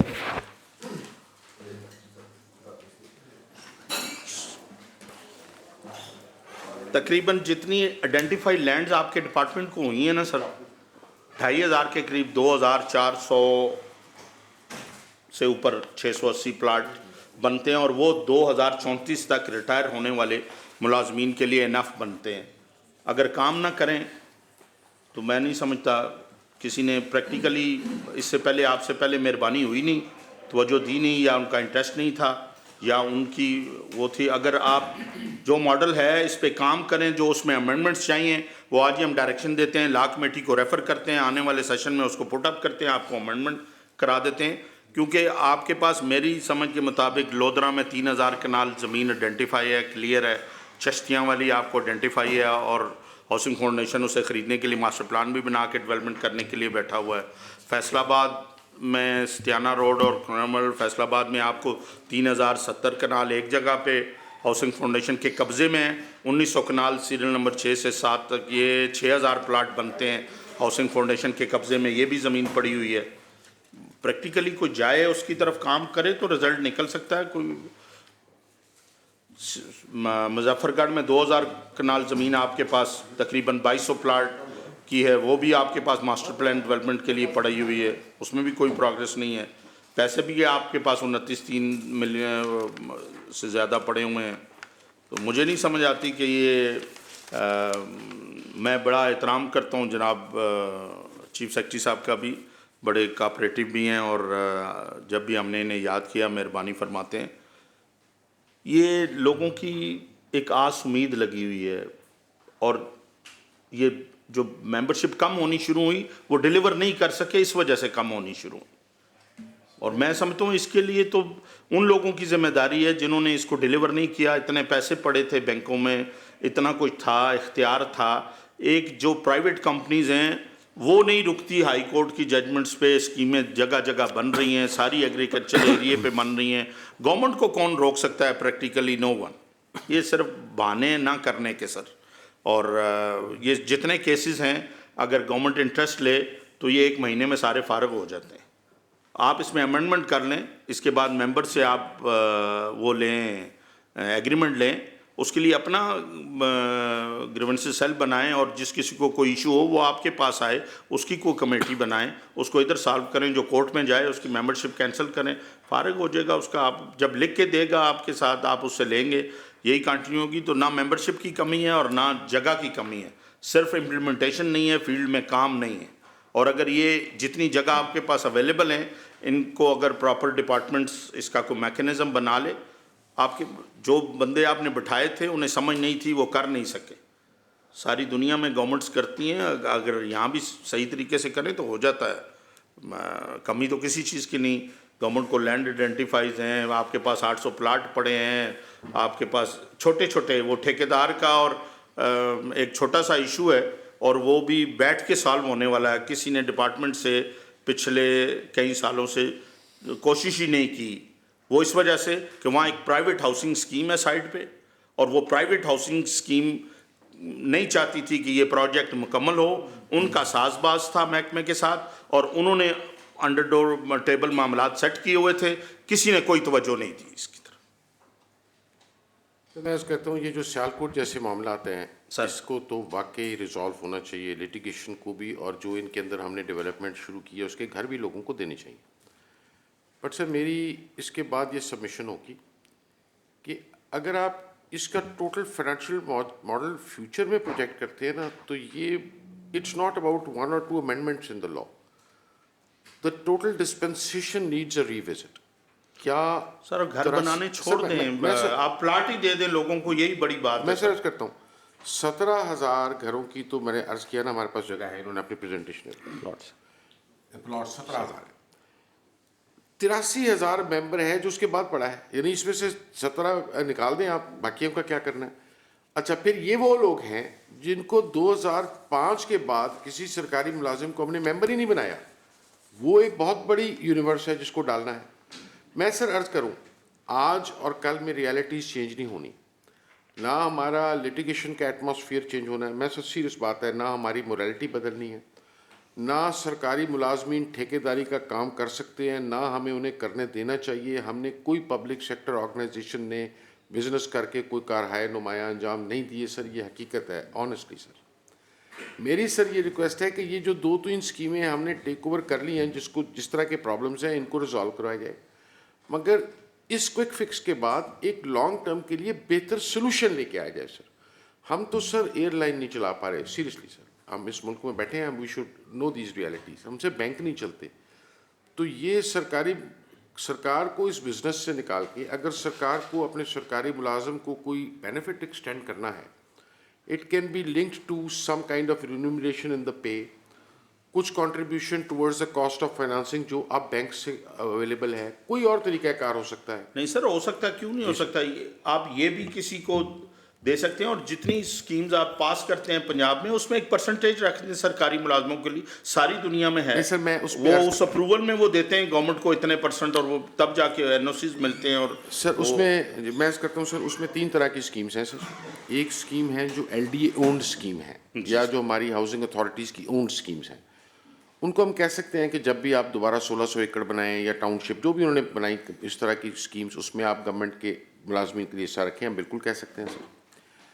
दूसरी है जो ज़्यादा आजकल ट्रेंड है अनफॉर्चुनेटली, वो है प्राइवेट हाउसिंग स्कीम्स का, जिसके अपने इश्यूज हैं, इस वक्त टाइम नहीं उसको ब्रीफ करने का, और उनको किस कानून के तहत हम कह सकते हैं वो एक देखना पड़ेगा, कोई कानून लाना पड़ेगा कि जी इतने प्लॉट वो अपने बिजनेस में से हमें हिस्सा दे दें, वो कहेंगे जी हम टैक्स भी दे रहे हैं। तीसरी चीज़ है कोऑपरेटिव सोसाइटीज़। अब उसके बारे में सर आप सेक्रेटरी कोऑपरेटिव से रखती हैं, मगर मैं सर थोड़ा सा इधर I want to seek this time. Lahore में तकरीबन 85 के करीब कोऑपरेटिव सोसाइटीज़ हैं सर, उनमें से 5-6 हैं जो आउटराइट फ्रॉड है, इसमें कोई शक नहीं है सर। बट सर बाकी जो 79 या 80 हैं, they provide the best of housing outside the defence area. For example model town है, EME है, कैनाल कॉलोनी है, अब्दालियन है, ओवरसीज़ है, सुई गैस है, some of the best housing in the civilian sector is this. तो ये बात कंसिडर करने की है कि अगर आप कोऑपरेटिव हाउसिंग सोसाइटीज़ के कानून को इम्प्रूव करके इजाज़त हुकूमत देना चाहे तो उनको ला सकती है, मगर उधर भी cooperative housing society is basically kind of एक कंपनी मॉडल है, उसमें उनके मेंबर्स हैं, उनका अपना आर्टिकल और मेमोरेंडम ऑफ एसोसिएशन है। हम उनको किस तरह पाबंद करेंगे कि वो अपने उन एसेट्स में से एक पोर्शन गवर्नमेंट सर्वेंट को दे दें, वो मेरी समझ से नहीं आता सर, ऑनेस्टली सर। ये it would be a kind of free तो लेना नहीं ना sir, on this business sir, free तो लेना नहीं सर हमने, अब जी सर कंट्रीब्यूशन ले रहे हैं, पैसे देंगे जी सर, उसके लिए ये होगा कि वो रेट चले गवर्नमेंट सर्विस को तो सर मिल जाए। हम तो सर देखिए अभी हम जो कर रहे हैं सर, अभी सर ने मेंशन किया आशियाना को, लेबर कॉलोनीज़ को, सारा ये सर सारे हमने तजर्बे किए, मुझसे कहीं ज़्यादा काबिल लोगों ने, अच्छे लोगों ने ये सारे काम किए, नहीं हो सके sir. I can not pretend to be better than all the people who came behind me sir. मैं सर आप देखिए इन्होंने they have now switched over to a different model, अल्लाह करे ये चले, इसकी चांसेस ऑफ सक्सेस ज़्यादा है कि जो हम मॉडल चला रहे हैं ना सर, ठेका देने से, इंस्पेक्शन लेने से, उसके इर्द गिर्द कौन सी कॉलोनी है, कौन सा फ़ायदा दिया जा रहा है, ये सर, और यकीन करें अदालत में भी सर हम जाते हैं और हम पूरी कोशिश करते हैं। अल्हम्दुलिल्लाह हमारे एडवोकेट जनरल साहब आई मस्ट से बहुत विगरसली हमारे केसेस को परसू कर रहे हैं, बहुत बेहतर हैं हालात हमारे। बट सर 28 साल में मैंने ये देखा है कि अदालत में सरकार का कोई वकील नहीं होता, उधर बोलने नहीं दिया जाता। ऑनेस्ट बात करनी चाहिए सर, मतलब मैं तो अगर 3 दफ़ा जाता हूँ तो 2 दफ़ा तो मुझे बोलने नहीं देता, 1 दफ़ा मुझे ज़िद करके बोलना पड़ता है कि ये मेरी बात सुनी जाए। सो सर रियलिस्टिक बात बिल्कुल ये है कि जो हमारे ये आई सोर्स चल रहे हैं, जो हमारी अंडरटेकिंग हो रही है, इसको हम किसी मंतकी अंजाम तक पहुँचाएँ। बट सर मैं उस हद तक मैं ज़रूर रिक्वेस्ट करूँगा कि उसके बाद आने वाले लोगों के लिए और तमाम गवर्नमेंट सर्वेंट्स के लिए हमें कोई बेहतर डिस्पेंसेशन देनी चाहिए जो इन कदूरतों से पाक हो। सर जी सर किसी तरफ लेके चलने की उस पे जो हमारी आइडेंटिफाइड लैंड्स हैं, जिस LDA, FDA, MDA, JDA जिसमें भी आती हैं, अगर उनके साथ इनको करके तो डेवलपमेंट वाले उस मॉडल में ले जाएं उन्हें। लैंड्स तो हमारे पास आइडेंटिफाई हैं। मैं उस पर कुछ नहीं कह सकता, उसके लिए मुझे सेक्रेटरी हाउसिंग से बात करनी पड़ेगी कि उनकी क्या पॉलिसी। कौन आया जी हाउसिंग की तरफ से? हाउसिंग डिपार्टमेंट आएगा। जना हमारे पास 6, 7, 8, 9, 10 जगह लैंड अवेलेबिलिटी है और क्लियर पड़ी हुई है। इसमें जो भट्टी साहब बात कर रहे हैं ना कि बतौर एग्जीक्यूटिव एजेंसी जो हाउसिंग अथॉरिटी की बजाय शिफ्ट हो जाए, फाउंडेशन की बजाय शिफ्ट हो जाए, ऑलरेडी कर रहे हैं, जो आपकी एक्सपर्टीज़ हैं हाउसिंग की, तो आप उसको, वैसे तो को मिसाली तो वो भी मामला नहीं है, लेकिन निस्बतन एक्सपर्टीज़ तो हैं, तो उसमें जो मौजूदा लैंड्स हैं, जो ज़मीनें मौजूद हैं, नए प्रोजेक्ट की तरफ जाने की बजाय जो पहले इनको तो एग्जॉस्ट किया जाए, बजाय कि इतने सालों से लेके बैठे हैं, अब उनको लिटिगेशन का भी मामला थोड़ा बेहतर हो जाए। 25,000 के करीब प्लॉट बनते हैं जो अवेलेबल लैंड है, और ये अगले 20 साल के लिए काम चल सकता है रिटायर होने वाले। नहीं, वो तो भाई इनको तो ज़्यादा 85,000 चाहिए ना, वो 20 क्या चलेगा, वो तो इनमें से ये पोर्शन जो है अवेलेबल है सर, उसके नई तो 2005 के बाद रजिस्ट्रेशन ही हुई जी। ये 83,000। सॉरी मैं ना सर कुछ आपकी करेक्शन कर दूं, फाउंडेशन वालों ने आपको ना फैक्ट्स नहीं बताए। 2007 में 8 में दोबारा ओपन की इन्होंने, जो नए लोग भर्ती हुए उनके लिए दोबारा ओपन की और जारी रखी, क्योंकि पैसे आ रहे थे, इनकम वाला काम था। 2005 में चूंकि ये करेक्शन 2-3 दफ़ा बात हुई है, मैंने क्या कर दूं, क्योंकि 2008 में हमारे दफ्तर के बहुत सारे लोगों की इसमें रजिस्ट्रेशन। मगर सर टोटल यूनिवर्स को भी ये कवर नहीं करता जी। अगर वो आप एक सेपरेट टोटल पॉपुलेशन देखेंगे हमारे सरकारी मुलाजिम की 83,000 नहीं है। सर मेरी ये रिक्वेस्ट है, ये बात ठीक है कि इसको वहाँ जाना चाहिए हाउसिंग में, वो बात बिल्कुल मंतकी है, मगर सर हाउसिंग ने भी फाटा उन्हीं दिनों में बना था, उसने भी सर स्पेशल सेक्रेटरी साहब बताएंगे। सर ये जो काम है ना कि हुकूमत बिजनेस करे, कंस्ट्रक्शन का और दे, इस पे सर मेरी तो ऑब्जर्वेशन है, मुझसे कहीं ज़्यादा काबिल लोग ये नहीं कर सके। हाँ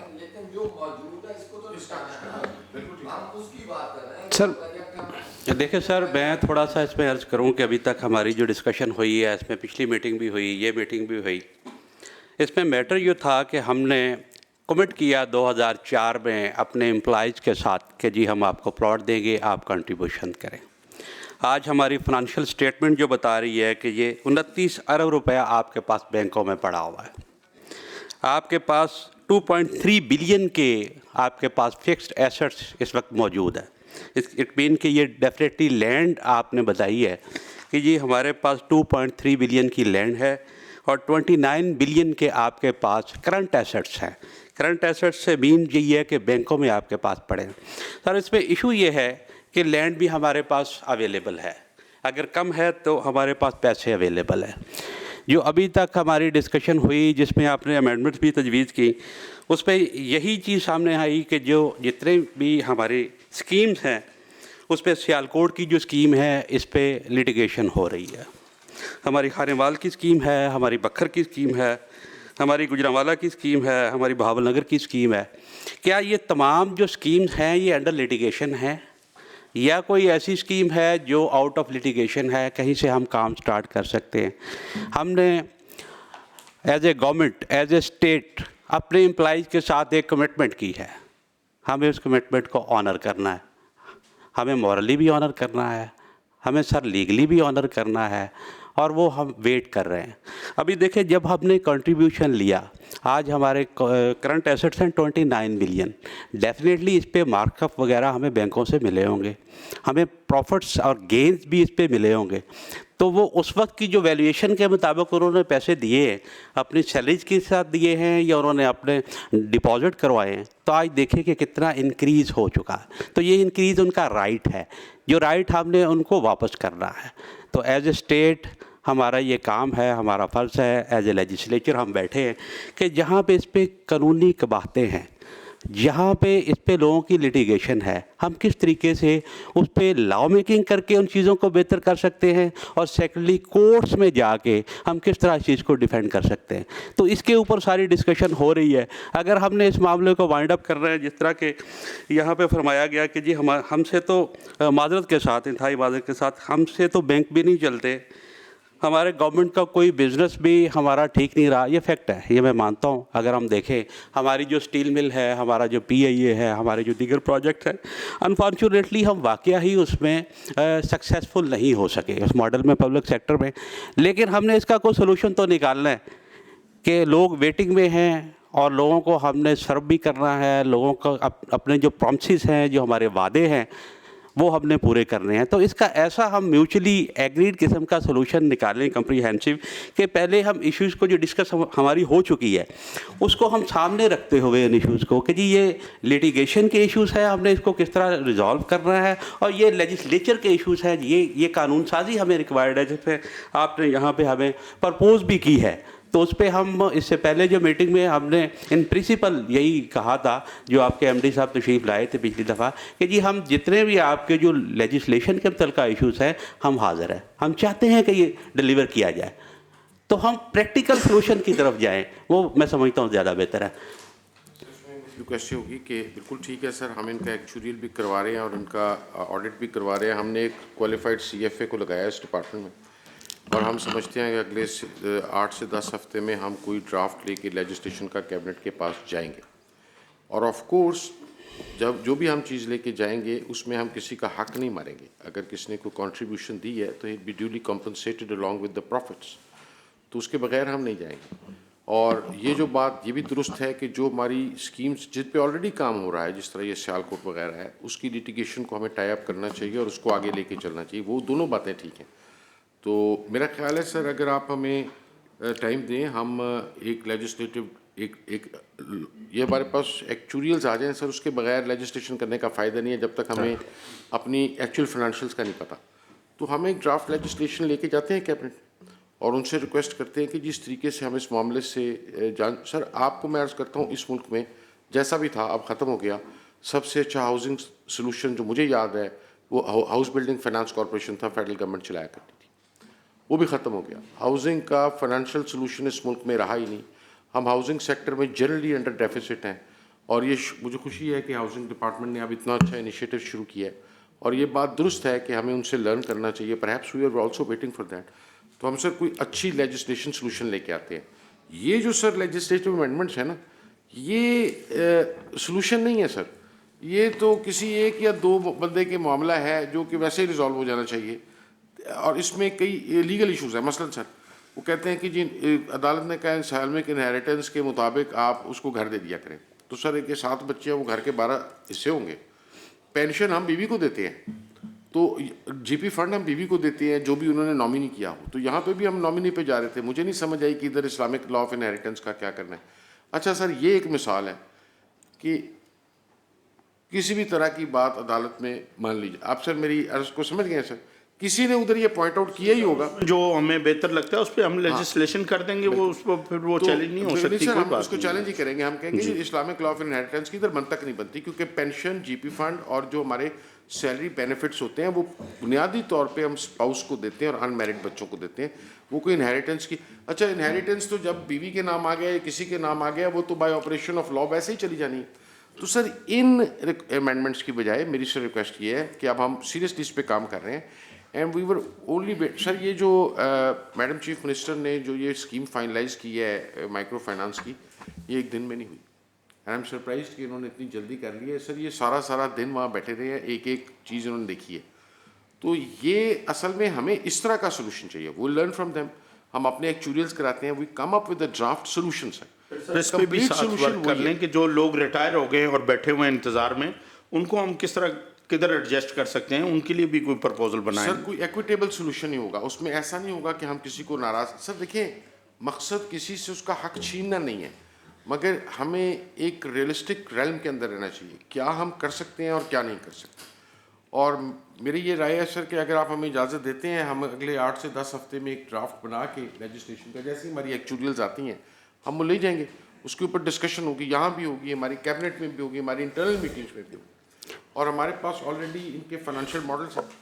तो इन द मीन टाइम आप जैसे समझते हैं कि अगर आप समझते हैं कि हाउसिंग डिपार्टमेंट के पास जाना चाहिए या यहाँ रहना चाहिए, वो जिस तरह का भी फैसला होगा will communicate to the cabinet. मैं सर इसमें अर्ज कर, ये मुमकिन है कि एक तो ये आपके पास 83,000 ये बैकलॉग पड़ा हुआ है, ये जितने भी प्लाट इसमें जा सकते हैं, ये जो नई स्कीम आ रही है तो इनमें उन्हें प्रायोरिटाइज करके एक पोर्शन उनके लिए फिक्स कर दिया जाए सरकारी मुलाजमों के लिए, ठीक है, कि इतने प्लाट इनमें से सरकारी मुलाजमीन होंगे, बाकी जो है तकसीम हो जाएगी। देखिए ना, वो तो ज़्यादा 2-3 करोड़ को मद्देनजर रखा गया होगा ना।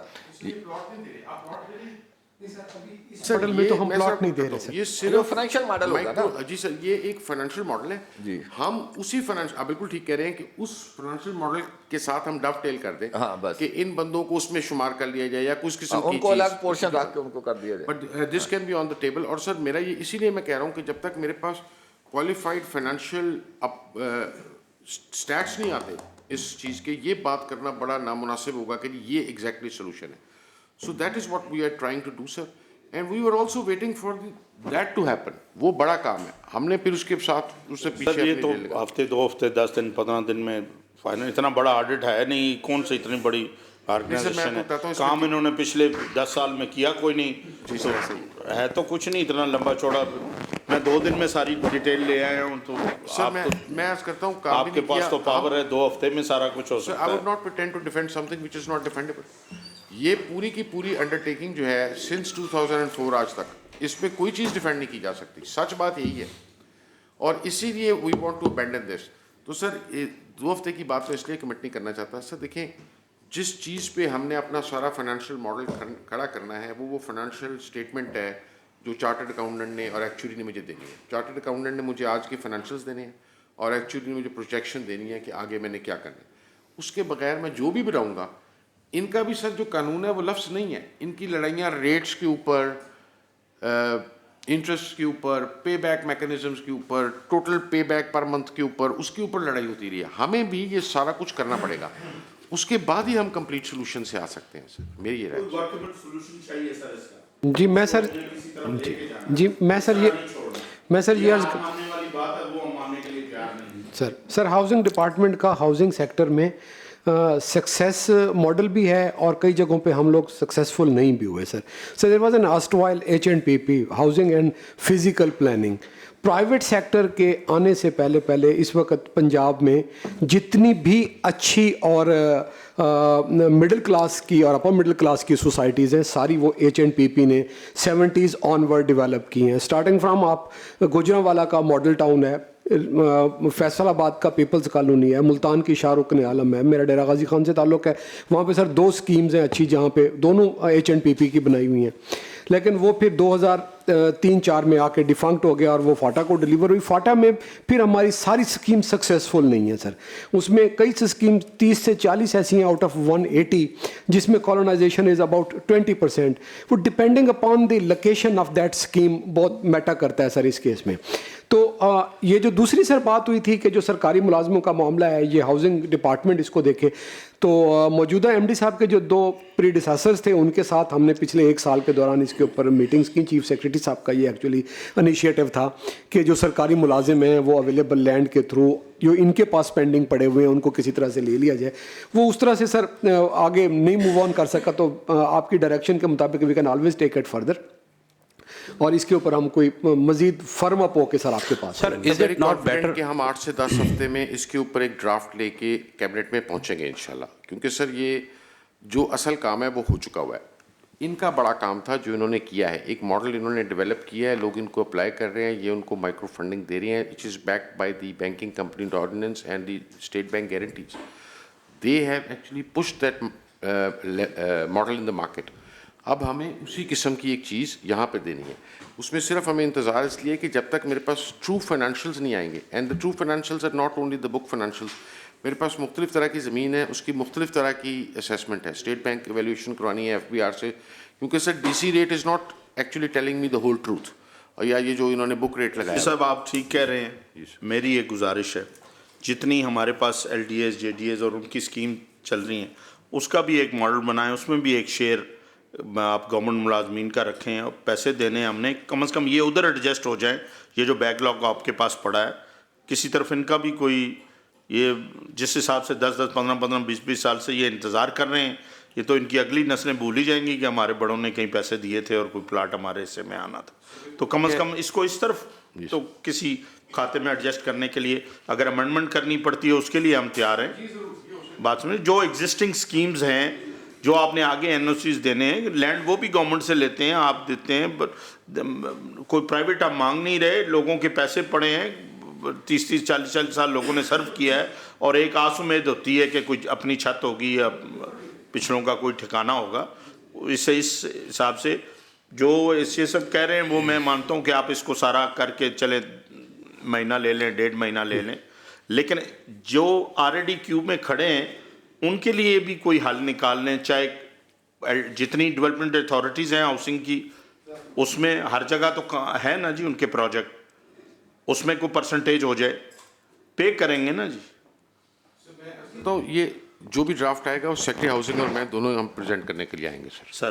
तो वो इंशाल्लाह हम इनसे मिल के, क्योंकि सर इसी तरह की चीज़ हमने बनानी है। अब इन्होंने बड़ा काम कर लिया है, हमारा काम अब छोटा है, तो इंशाल्लाह हम कोई ना कोई उसमें सोल्यूशन लेके आएंगे। बिकॉज ये मुनासिब नहीं होगा कि गवर्नमेंट जो डिस्पेंसेशन दे लोगों को वो एक्विटेबल ना हो, जिसमें उनको लगे कि उनके साथ नाइंसाफ़ी हो गई है या उनसे वादा करके तो हम कोई और उनको जुल करा रहे हैं। इस तरह का कोई इंटेंशन होना नहीं चाहिए हमारा सर। है भी चेयरमैन, मेरी गुजारिश ये कि इस डायरेक्शन के साथ कि जो टाइम आपने देना है इन्हें वो दें, उसमें ये कोई वर्केबल सोल्यूशन भी निकालें और जो जो इसमें अमेंडमेंट्स चाहिए वो भी प्रपोज करें और इसे जो रिटायर्ड मुलाजमीन हैं उनको किसी जो LDS है या कोऑपरेटिव है जहाँ भी एडजस्ट करना है उसका भी कोई प्रपोजल लेके तो ये नेक्स्ट में। एक क्वेश्चन है जी मैं जी प्लीज। सर आपने बड़ा राइटली कहा कि जो 2005 से लेके अब तक गवर्नमेंट ने रियलाइज़ कर लिया है कि ये प्रोजेक्ट्स गवर्नमेंट के नहीं करने वाले कि आप बनाएं और ठेकेदार और लिटिगेशन, बट जो आप अगले मॉडल पे जा रहे हैं जिस तरह वो सेक्रेटरी हाउसिंग साहब भी कह रहे थे, माइक्रो फाइनेंसिंग एंड आपका mortgage,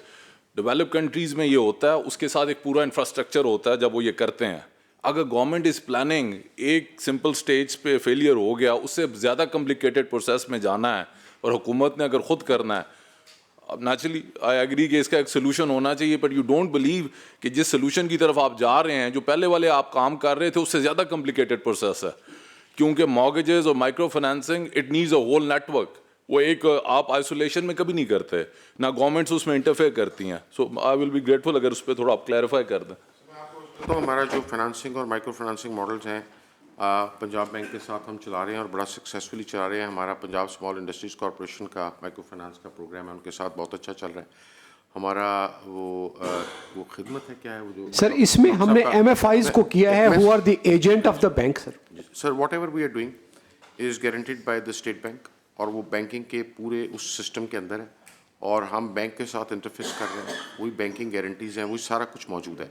so this something that we have been trying. अब तो दुनिया भर में The face is the private banks. If I get उसमें सर वो डिपेंड करेगा साइज ऑफ द बिजनेस पे। इस वक्त तो सर बैंक ऑफ पंजाब इनको पूरा तौर पे शायद cater sir government of Punjab का एजेंट बैंक ऑफ पंजाब है, उसकी सब एजेंसीज आगे MFIs हैं और वो MFIs का बड़ा रीजनेबल और बड़ा इनकरेजिंग ऑलरेडी वर्क है in housing sector in micro financing sir.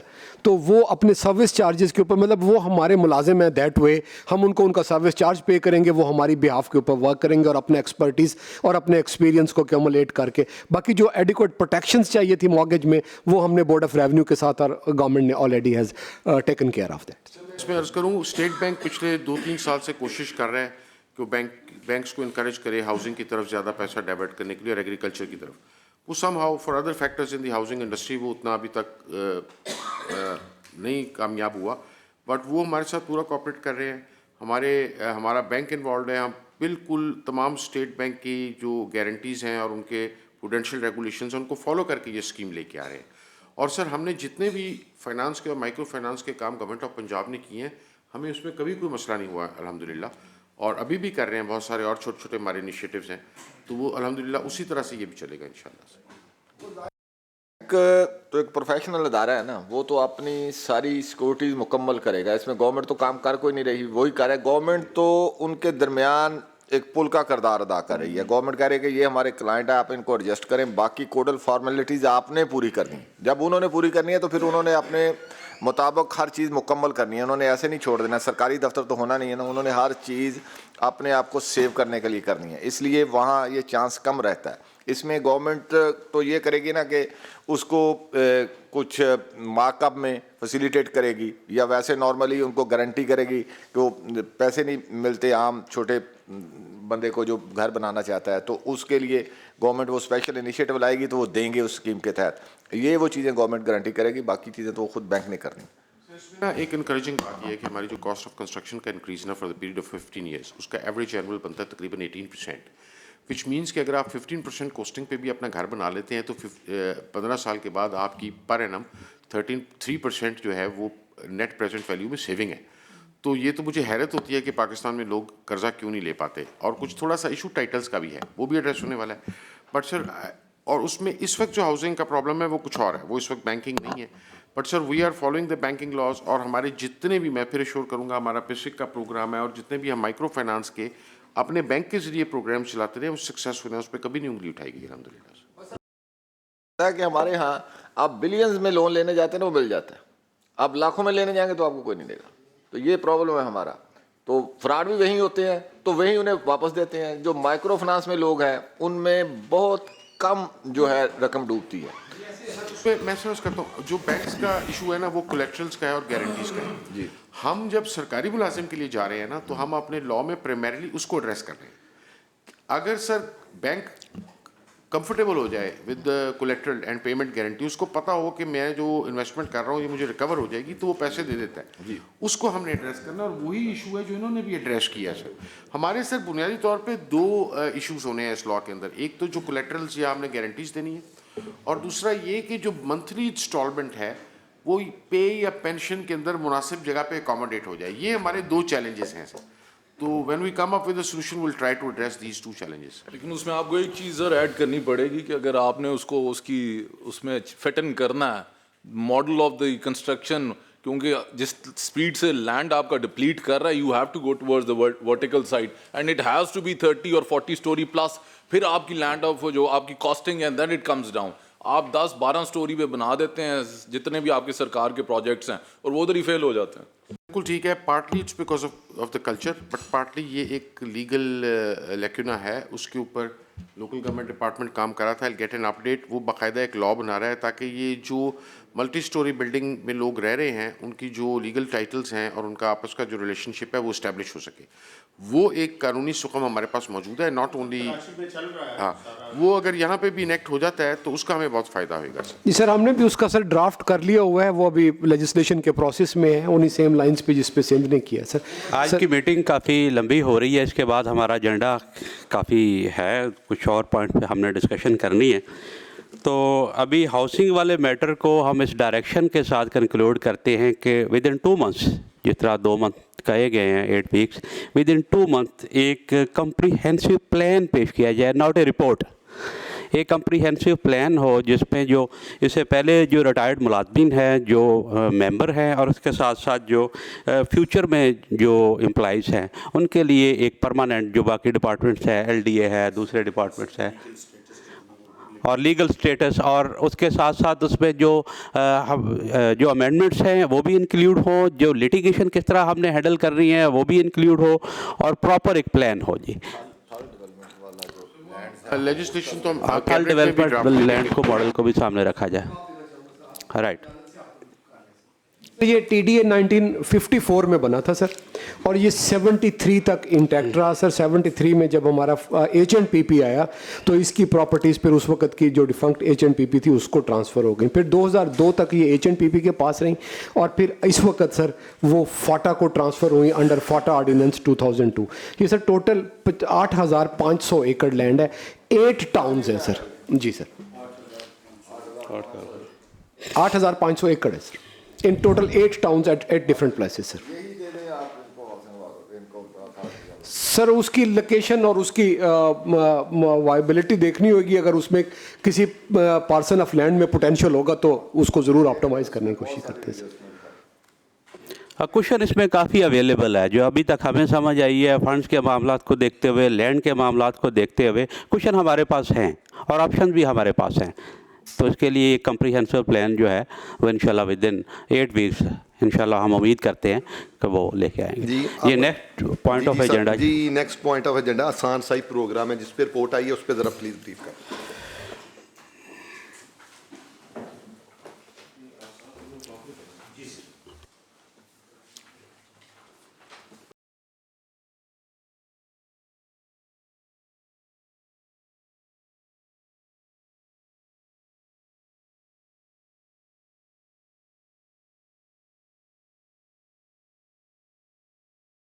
Offices हैं, डिप्टी कमिश्नर ऑफिसेज हैं।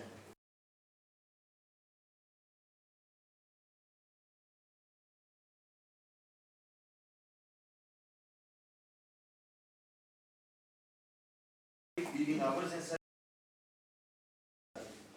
ये पब्लिक डीलिंग आवर्स होंगे। इसमें अपना जो है ये ऑफिसर्स जो हैं दे विल एंश्योर कि they are available in the office. और अगर इसमें एक और चीज़ ऐड करवाई थी चीफ सेक्रेटरी साहब ने कि अगर कोई ऑफिसर उस ड्यूरेशन में कोई अर्जेंट मीटिंग आ जाती है, कोई वीडियो लिंक की मीटिंग आ जाती है यहाँ, या कोई इमरजेंसी हो जाती है, उसमें बाहर जाना पड़ता है, तो उसमें बाहर बोर्ड्स लिखवाए गए हैं सर, सफ़ेद बोर्ड लिखवा दिए गए हैं जिसमें मार्कर से जो है लिख दिया गया है और एक फोकल पर्सन की ड्यूटी लगा दी उस ऑफिस में। ज़्यादातर ये डिप्टी कमिश्नर ऑफिस या AC ऑफिस वगैरह में कमिश्नर ऑफिस में जाते हैं और ये लोगों की पब्लिक डीलिंग ज़्यादा है, तो उसमें यह है कि जी वो बता दिया जाता है कि जी इस वक्त जो है इस मीटिंग की वजह से दफ्तर से बाहर जाना पड़ा है, और बाकी जो है मतलब उसे कहते हैं जो पेंडिंग हैं कंप्लेंट्स या जो पब्लिक डीलिंग आवर्स हैं वो उसे कहते हैं बाकी जो टाइम पीरियड है वो इसमें कवर होगा। तो ये डायरेक्शन तो हमने इशू कर दी, इसकी हमने फीडबैक भी लेते रहते हैं ऑफ एंड ऑन। जी, इसमें यह था कि जो साहिवाल डिवीज़न की मीटिंग थी, चीफ मिनिस्टर साहबान ने वो मीटिंग ली, तो उस पर मैंने ये पॉइंट हाईलाइट किया था कि हमारे जो पब्लिक ऑफिस हैं, हमारे डिप्टी कमिश्नर के ऑफिस हैं, कमिश्नर साहबान के हैं, असिस्टेंट कमिश्नर साहबान के हैं, तो वहाँ पे ये कॉमन ऑब्जर्वेशन है कि वहाँ पे लोग जो हैं वो खड़े रहते हैं, बार प्लॉट्स में खड़े रहते हैं, मुख्तलिफ़ जगह पे खड़े रहते हैं। तो अमूमन उनको अपना जो मौक़िफ़ है, अपनी जो दरख्वास्तें हैं, अपने जो मामलात हैं, उनका टाइम नहीं मिलता और सारा सारा दिन बेचारे खड़े रहते हैं। तो वहाँ पे ACS साहब भी मौजूद थे आई थिंक उस मीटिंग में, तो वहाँ पे साहिवाल डिवीज़न वाली मीटिंग जो थी, तो उसमें ये बात सामने लाई गई कि जी अपना चीफ मिनिस्टर का इनिशिएटिव जो है आसान रसाई, उस पर हमने इम्प्लीमेंटेशन शुरू कर दिया है और बोर्ड हमारे लगवा दिए गए। तो प्रैक्टिकली अभी भी मेरी अपनी जो ऑब्ज़र्वेशन है, जो मैंने विज़िट किया है हमारे मुख्तलिफ़ अजला में, अभी तक प्रैक्टिकली वहाँ पे बोर्ड जो है वो अवेज़ा नहीं है और उस तरीके से इस पर इम्प्लीमेंटेशन जो है वो नहीं हो रही। तो ये था हमारी ऑब्ज़र्वेशन कि जी देखें लोगों का ये एक राइट टू एक्सेस है कि जो पब्लिक हमारे ऑफिसर्स हैं तो उन तक उनके जो मामलात हैं डेली बेसिस पे वो बेचारे सारा सारा दिन खड़े रहते हैं, तो वो प्रॉपरली उनको नहीं सुना जाता। यहाँ तो हमारी जो प्रिविलेज कमेटी में बहुत सारे मामलात आते रहते हैं कि हमारे जो पार्लियामेंटेरियंस हैं उनको भी टाइम नहीं मिलता, उनको भी वेटिंग रूम में बैठाया जाता है।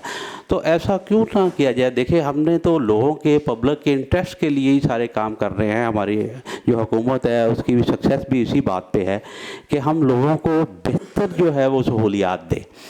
तो इस सिलसिले में हम इस पे प्रॉपर अगर इम्प्लीमेंट करवाएं, लोगों को जो मसाइल है उनको जो डेली बेसिस पे होते हैं ये वो जाके ऑफिसर्स उनको टाइम दें, तो ये यही था इस पे।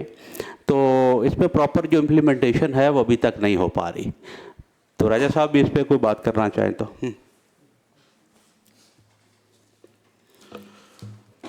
जी सर, बड़ी अच्छी बात है सर। सारी दुनिया में मैं समझता हूँ जनरल पब्लिक को भी इस बात का एहसास होना चाहिए कि स्टेट है और स्टेट हमारे मामलात को लुक आफ्टर करती है। और असल में तो बहुत छोटा सा एक मामला है और उसी की वजह से बहुत बड़े बड़े इश्यूज़ हैं, और उसे अपने कोशिश की थी इस कमेटी ने ये काम उस वक्त पीरा के तहत देने के लिए। ज़्यादातर सर इशू या मकान किराए के कब्ज़े के हैं या लोगों की ज़मीनों के कब्ज़े के मामले हैं। और उसमें ऐसे सूरत हाल भी बनी है कि एक आदमी जो दरख्वास्त देना एक्सपर्ट है, उसका कोई कुछ बनता ही नहीं होता, और अच्छे भले एक शरीफ आदमी को उसने पहले एसी से शुरू होता है और फिर रेवेन्यू बोर्ड तक ले जाता है और फिर एक सिविल जज से लेके हाई कोर्ट और सुप्रीम कोर्ट तक वो 2 नस्लें धक्के खाती रहती हैं, और ये भी कोई नहीं देखता कि आया इसका कोई लोकल स्टैंडर्ड बनता भी है उसमें या नहीं बनता। तो वो एक हेयरिंग शुरू हो जाती है, उस हेयरिंग की फिर अपीलें शुरू हो जाती हैं, और फिर 30 साल बाद पता चलता है कि ना वो हिस्सेदार था, ना वो पत्तीदार था, ना वो खानगी उसका कोई हिस्सा बनता था, ना वो मज़ारा था, एक खामखा का कब्ज़ा था, और जब वो शरीफ आदमी जाता है तो उस पर वो पर्चा हो जाता है। और असल में चाहिए सर लोकल सतह पे ऐसा मैकेनिज़्म चाहिए कि हर डिस्ट्रिक्ट या सब डिवीज़न लेवल पे अगर आप लोगों को सपोज मेरी जगह पे कब्ज़ा हुआ है, मैंने एप्लीकेशन दी है, तो उसका मुझे वो फ़ैसला करके देख सकते हैं रेवेन्यू वाले से कि ये बनती है कि नहीं बनती। अगर बनती है तो स्पेसिफिक टाइम हो उसकी हेयरिंग का, और फिर उसके लिए इम्प्लीमेंट। अब मसला ये है कि कोर्टों ने मेरे हक में फ़ैसला दे दिया हुआ है, एक आम आदमी फ़ैसला लेके घूम रहा है कि ये जगह उसकी है, वो जगह की तरफ जाता है तो आगे एक तगड़ा बैठा है डंडे लेके, वो उसको मारता है और उल्टा पर्चा करा देता है, वो जान बाद में मिन्नतें करके उसकी तो जान छुड़ाता है। सबसे बड़ा इशू ये है इस मुल्क में, ना कोई बाहर से इसी वजह से इन्वेस्ट करता है, गरीब आदमी भी कहीं पैसे लगाने से डरता है।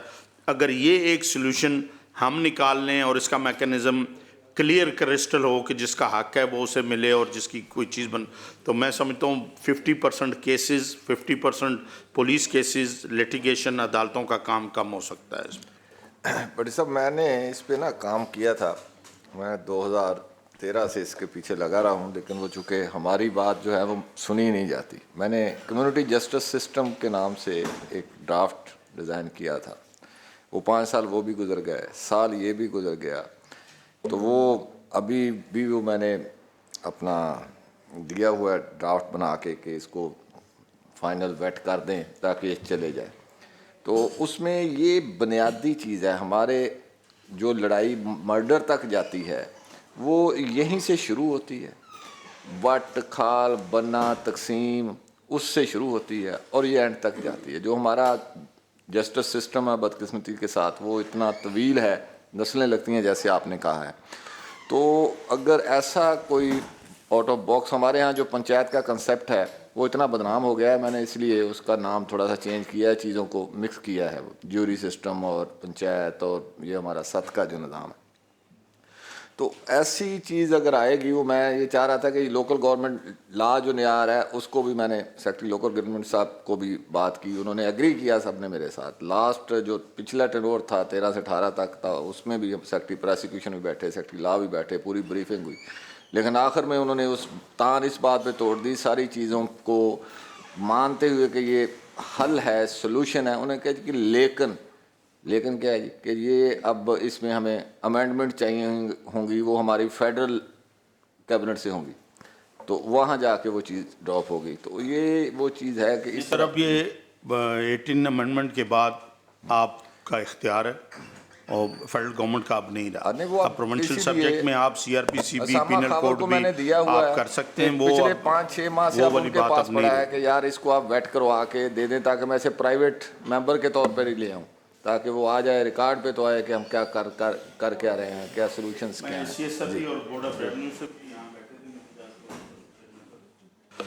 जी इजाज़त है जी। मैं 2 बातें हैं, एक तो ये जो आपने, अच्छा सर इजाज़त प्लीज़, एक फिर आप उसमें वो कर लीजिएगा। एक आदमी फौत हो जाता है जी, उसकी जो विरासत के बाद मोटेशंस है या जो उसकी अगली नस्लों के हिस्से में आता है, वो सब बहन भाइयों का हर जगह नाम बोल रहा होता है, और जो थोड़ा जा तेज़ होता है वो पहले अपनी सेल करता है, फिर उनके हिस्से में घुस जाता है। स्टार्ट यहाँ से होता है सर।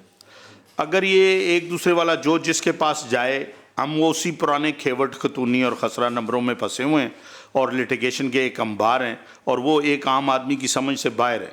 मैंने ज़िंदगी में पहली बार प्रॉपर्टी ख़रीदी थी, मुझ पे केस हुआ, मैं एक्सपर्ट हो गया, अब मैं लोगों को भी मशवरे देता हूँ। ना होता तो अभी तक मैं फ़र्द नहीं पढ़ सकता था। ये जो बीच में छोटी छोटी ये कबातें हैं, इस पर जहाँ आप बैठे हैं और जो जिन्होंने हमें भेजा है, जिनकी टैक्स से आप तनख्वाहें लेते हैं और जिनकी मेहरबानी से अल्लाह ने हमें ये इज़्ज़त दी है, उनकी भी कोई हक़ बनता है। और मैं समझता हूँ अगर हज़रत उमर अल्लाह ताला को जवाब देते तो मैं और आप भी होंगे। कल जो वक्त हमें मिला है इसके साथ मैं, क्योंकि एक छोटे से वाक़े से मैं आपको बताया, मैंने पहले भी इस सब एक दफ़ा जिक्र किया कि लाहौर से एक फ़ैमिली मरी गई, गुजर खान के करीब उनका एक्सीडेंट हो गया, तो वो डेड बॉडी और उसके साथ सारे फीमेल मेंबर्स थे, बीवी और बच्चियाँ थी। मैं उन्हें हॉस्पिटल लेके गया तो मुझे डॉक्टर साहब ने कहा कि भट्टी साहब मगरिब का टाइम हो गया तो कल सुबह पोस्टमार्टम होएगा। वो सारी रात उधर बैठे रहे और बुरी हालत। तो मैंने सोचा, मैंने कहा, मैं उस वक्त लोकल गवर्नमेंट में था, तो मैंने कहा यार अगर अल्लाह ताला ने मुझे मौका दिया तो ये 1800 कुछ का कानून में ख़त्म करूँगा कि अब तो तोरा बोरा में नीचे देख लेते हैं कि क्या है। तो फिर मुझे अल्लाह ने मौका दिया तो मैं जब 2008 में आया तो वो लॉ मैंने अमेंड करवाया। हमारे यहाँ ज़रूरत 2-3 चीज़ों की, एक ये रेवेन्यू के मसले पे सारी इश्यूज़ हैं और दूसरा हमारा जो 182 इफेक्टिव नहीं है।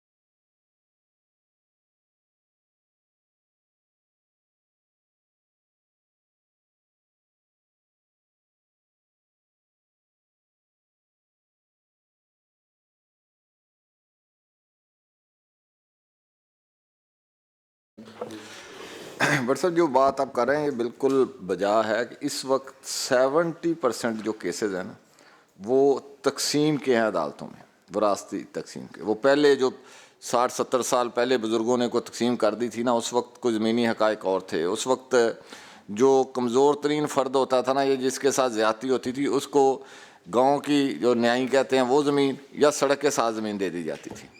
अब वो उल्ट गया मामला, अब वो कीमती तरीन हो गई है।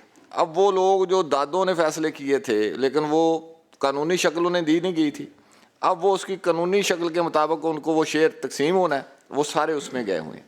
तो मैंने गालिबन SMBR साहब से भी इस बुक को सजेस्ट किया था, मेंबर कॉलोनी से भी शायद मेरी बात हुई, मुझे याद नहीं, कि जब विरासत होती है अगर उस वक्त साथ तकसीम कर दी जाए, चलो पीछे तो जो हो गया हो गया, उस वक्त चूँकि ये लोग ताज़ा होता है, दुख ताज़ा होता है, वो तकसीम के मामले में इतने उलझते नहीं हैं।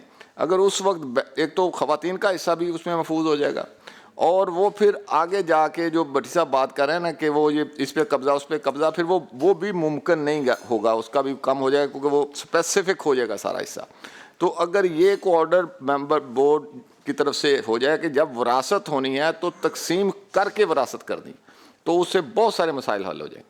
जैसे चेयरमैन साहब ने कहा था, इससे सब अगर ये कोई डायरेक्शन हो जाए कि सब डिवीजन लेवल और डिस्ट्रिक्ट लेवल पे पब्लिक कंप्लेंट जो आते हैं, जो अपनी एप्लीकेशन, उनके लिए कोई प्रॉपर सा वेटिंग रूम ही हो जाए तो उन्हें ये एहसास हो कि हमें किसी ने बिठा के सुना है, कोई इतना हो जाए। वाकई ये जो बाहर रश पड़ा होता है सारा दिन, वो यतीमों की तरह बंदे जी, इसमें अपना कमेटी की तरफ से एक डायरेक्शन है कि जी deputy commissioner office, assistant commissioner office और कमिश्नर ऑफिस, वहाँ पे वेटिंग रूम बनाए जाएं, और जो बोर्ड वेज़ा जिस तरह बताया गया है कमेटी को कि वो कर दिए गए हैं, उनके ऊपर एक कंप्लेंट सेल का नंबर हो जो ACS ऑफिस में, CS ऑफिस में, या जैसे आप बेहतर समझें, एक कंप्लेंट सेल बना दिया जाए कि अगर किसी को कोई कंप्लेंट है तो वो कॉल कर सके।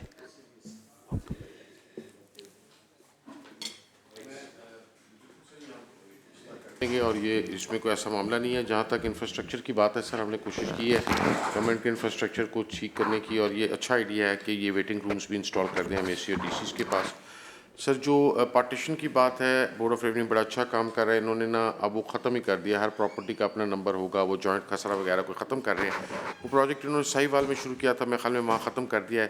This is going to spread to the rest of the province. ये हर प्रॉपर्टी का इंडिविजुअल नंबर होगा, जॉइंट खातेदारी ख़त्म हो जाएगी। मेरे से मुतालिक नहीं है, but sir I am obliged because of my educational my background to address the elephant in the room. Sir मुझे गाड़ी 2024 की चाहिए। मेरा CPC जिसके तहत टाइटल डिस्प्यूट डिसाइड होना है वो 1907 का है। जहाँ पे जुर्म एड्रेस होना है CRPC 1898 का है। जहाँ पे कॉन्ट्रैक्ट पे गाड़ी होनी है वो 1882 का है। सर मुझे कोई ऐसा बंदा नहीं मिला पिछले 10 साल में जिसने कहा उसकी कोई सिविल लिटिगेशन एंड तक पहुँच गई है। दुनिया में आज 5-5, 10-10 हज़ार पाउंड के जो फैसले हैं वो ऑनलाइन हो रहे हैं। दुनिया में कहीं पे सिविल जज गवाही नहीं रिकॉर्ड कर रहा, एविडेंस रिकॉर्ड नहीं कर रहा। नया CPC ड्राफ्ट भी किया था। हमें we need a new CPC जो आज की डिस्पेंसेशन के लिए हो। न्यू कॉन्ट्रैक्ट एक्ट के आखिरी 2 चैप्टर मैं पढ़ाता हूँ, उसकी मिसालें इतनी पुरानी हैं कि आज के बच्चे को समझानी पड़ती हैं कि ये इंडिगो क्या चीज़ होती थी। स्पेसिफिक रिलीफ एक्ट दुनिया में उस वक्त लिखा गया था जब इंसान गड्ढों पे फिरता था। आज आर्बिट्रेशन और कंपनी कहाँ पहुँच गई है? 1940 का आर्बिट्रेशन एक्ट है। स्पेसिफिक रिलीफ में रिलीफ की वो क्लॉजेज ही मौजूद नहीं है जो दुनिया में अब नई चीज़ें इंट्रोड्यूस हुई हैं। तो सर मेरी ये रिक्वेस्ट होगी, not my work, not even law departments work, ये इसकी political leadership, ownership both at the federal and provincial level चाहिए। आप कोई भी एग्जेक्टिव अथॉरिटी बनाएंगे ना सर, उसका नाम आप खिदमत कमेटी रखें, कंप्लेंट सेल रखें, गवर्नमेंट एडमिनिस्ट्रेशन रखें। उसका जब सिविल टाइटल पे फैसला होगा तो वो हमेशा डिस्प्यूट किया जाएगा, वो फेयर नहीं होगा। अल्टीमेटली उसको जुडिशियल फोरम पे ही डिसाइड होना चाहिए। जुडिशरी को एक अच्छा प्रोसीजर देना पड़ेगा हमें। हम उनको कमरे, घर, गाड़ियाँ ज़्यादा दे रहे हैं, प्रोसीजर की तरफ नहीं जा रहे। और लॉ का जो मदरबोर्ड है सब्सटेंटिव लॉ का, वो प्रोसीजर है, उसके ऊपर उसने चलना है। आप जितना मर्जी अच्छा सब्सटेंटिव लॉ बना दें, अल्टीमेटली उसने अदालत में ट्रांसलेट होना है प्रोसीजर लॉ। ये सर दर्द दिल से, not my job, not but sir मैं वैसे दिस इज़ समथिंग जिसके ऊपर अगर हम आगे जाते हैं। सर हो क्या रहा है, सिविल लिटिगेशन का फैसला नियो कुरान के ऊपर SHO करवाता है। अगर वो अच्छा आदमी है तो निस्बतन बेहतर हो जाता है, बुरा आदमी है तो बेहतर नहीं होता, फिर उसी के ऊपर क्राइम होता है और क्राइम का फैसला भी उसी के कमरे में होता है। तो सच बात करनी चाहिए, he is now providing the replacement for our judicial solutions in his office. So that means our laws are archaic. दुनिया में इतनी अच्छा सर जिसके हक में डिग्री हो जाती है वो एग्जीक्यूट नहीं करवा पाता। आपके पास जब आप जाएंगे साइलिन के पास तो आपके पास ज़्यादा लोग वो होंगे, वो कहेंगे अदालत ने हमारे हक में फैसला दे दिया, ये इसको हम इम्प्लीमेंट नहीं कर रहे। अगर DC इम्प्लीमेंट कर देता है ना तो हम कहते हैं नहीं, तेरे खिलाफ इंक्वायरी होगी क्योंकि अदालत ने इजरा नहीं जारी किया। हमने सिविल एडमिनिस्ट्रेशन एक्ट में कहा कि आप डिग्री को एग्जीक्यूट कर दें। अगर कोई कर देता है तो CPC अभी भी कह रही है इजरा होना चाहिए, उसके तहत हम उनके खिलाफ कार्रवाई कर दें। सर इसमें ये इससे something not my job, but sir मेरी रिक्वेस्ट है कि इसको उन जगहों पे एड्रेस किया जाए जहां इसको होना चाहिए और ज़रूर होना चाहिए। ये sir as a citizen of Pakistan. Sir मैं थोड़ा सा बता दूं फैक्ट्स जो, हाँ जी, इस सब आप के नोटिस में शायद नहीं आया।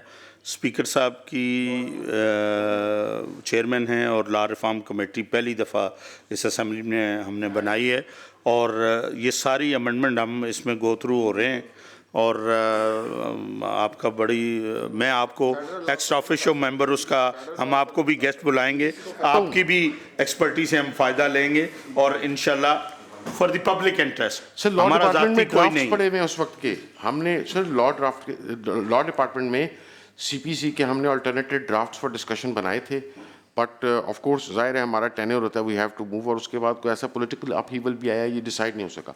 What ever the government, what ever the party, दर्द दिल के सर ये काम हमारे प्रोसीजर लॉज सारे ठीक होने वाले हैं सर। इसमें जो सब कमेटी है लॉ रिफॉर्म्स की, उसमें अमजद साहब चेयरमैन है और वो ये चीज़ें आपकी जो सजेशंस हैं वो नोट कर लेते हैं, वो कर रहे हैं, बल्कि काम कर रहे हैं इस पर। तो शायद आपसे जो चीज़ें तैयार हैं वो इंशाल्लाह ज़रूर आपसे लेके हाँ जी वो है, ऑन बोर्ड भी है, बल्कि उसमें एडवोकेट जनरल साहब खालिद साग साहब भी आए थे, उसमें काम चल रहा है जी, रेगुलर चल रहा है जी। थैंक यू जी। हम नेक्स्ट आइटम पे आते हैं, डिजिटलाइजेशन ऑफ SNGAD। सर छोटी सी प्रेजेंटेशन है, आज 8-10 स्लाइड्स की सर। पिछले कुछ अरसे में, पिछले 2 साल में हमारी जो ब्यूरोक्रेटिक अचीवमेंट है पंजाब में सबसे बड़ी, वो ये EFOS है सर।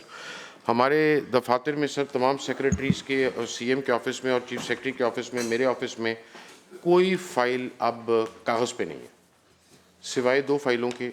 एक जो हम लिटिगेशन में फ़ैसला करते हैं इंक्वायरी में या कुछ, वो चूँकि में हार्ड कॉपी देनी पड़ती है, वो हमारी यूनिवर्स से बाहर हैं, वो हम हार्ड कॉपी देते हैं या पोस्टिंग ट्रांसफर्स के ऑर्डर। बाकी सारा कुछ इस साल जुलाई से हमारा जो फाइनेंशियल मैनेजमेंट है, मेरी फाइनेंशियल फाइल्स हैं, वो भी सारी इस सिस्टम के ऊपर आ रही हैं। हमें ऑलरेडी हमारा जो पेपर की यूटिलाइजेशन है 50% से ज़्यादा कम हो गई है, हमारा टाइम बचता है। सबसे बड़ी बात यह है कि आज मैं शाम को घर जाऊंगा ना, आधे घंटे के लिए EFOS खोलूँगा और मेरे पास मेरी तमाम फाइल्स, पेंडेंसीज, नोट्स, वो डॉक्यूमेंट्स आ जाएंगे। मैं अपने टाइम पे सुबह शाम बैठ के, ये मुझे सहूलत है, मैं ये काम कर लेता हूँ। नॉट ओनली दैट, मैं अपने नीचे वालों को देख सकता हूँ कि उनके पास कितनी पेंडेंसी है। मोस्ट इम्पॉर्टेंटली हमारा जो इन्फॉर्मेशन का लीकेज था कि यहाँ से अभी प्रपोजल गई नहीं है और वो छप गई है, उस मामले पे भी बड़ा कंट्रोल हुआ है। तो सर ये हमारा EFOS इज़ ऑलरेडी देयर। इसमें सर हमने मुख्तलिफ लेवल्स तय किए थे मुख्तलिफ डिपार्टमेंट्स के ऊपर कि वो कहाँ अचीव कर सकते हैं। लेवल 3 दिखाइएगा, स्लाइड नंबर 12। तो वो यहाँ पे सर हमने ना level 4 is the maximum level, यानी लेवल 4 पे जब हम जाएंगे तो हम कहेंगे EFOS इज़ 100% ऑपरेशनल। हम सर इस वक्त ना 3 और 3.25 के दरमियान पे खड़े हुए हैं।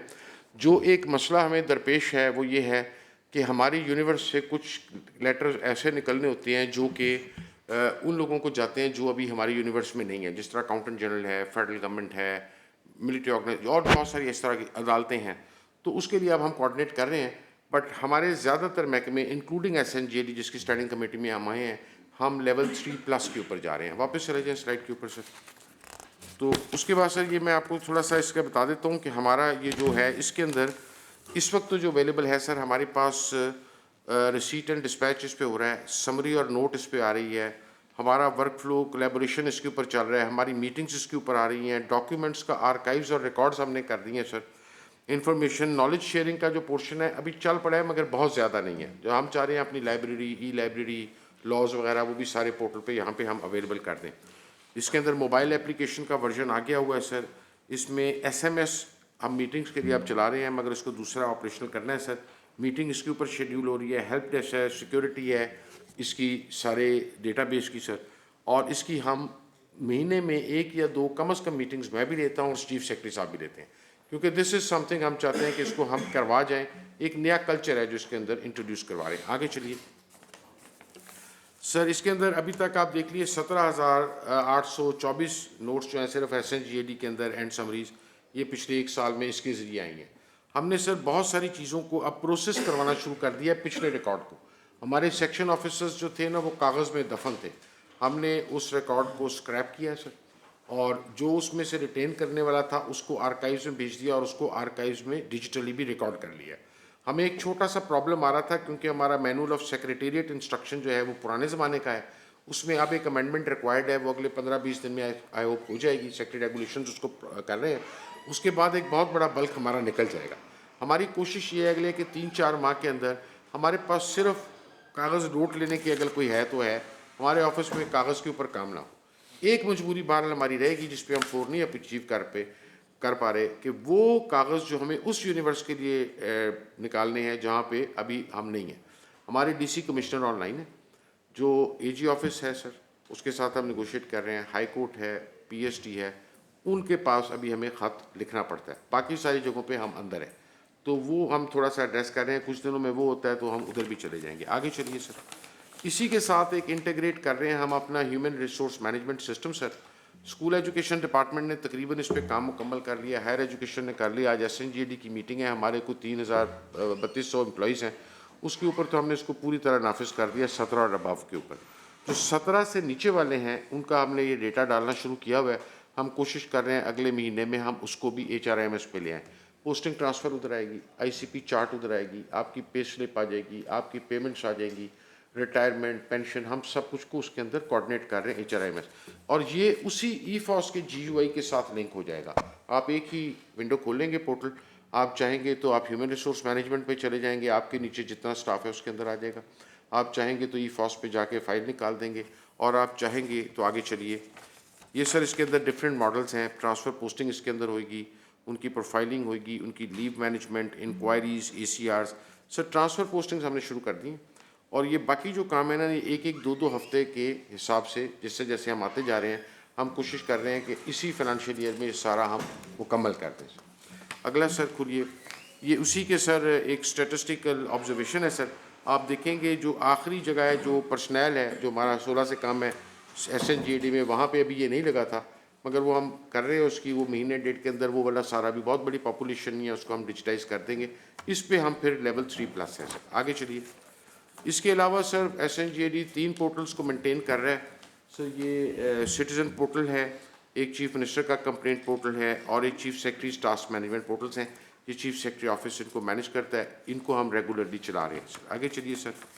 सर एक इम्पॉर्टेंट चीज़ जो हमने ये की है सर, हमारा जो प्रोक्योरमेंट का तरीक़ाकार था वो कुछ ऐसा था, 3 कोटेशन। आप यहाँ पे आप PSC मीटिंग में, now you are familiar with this.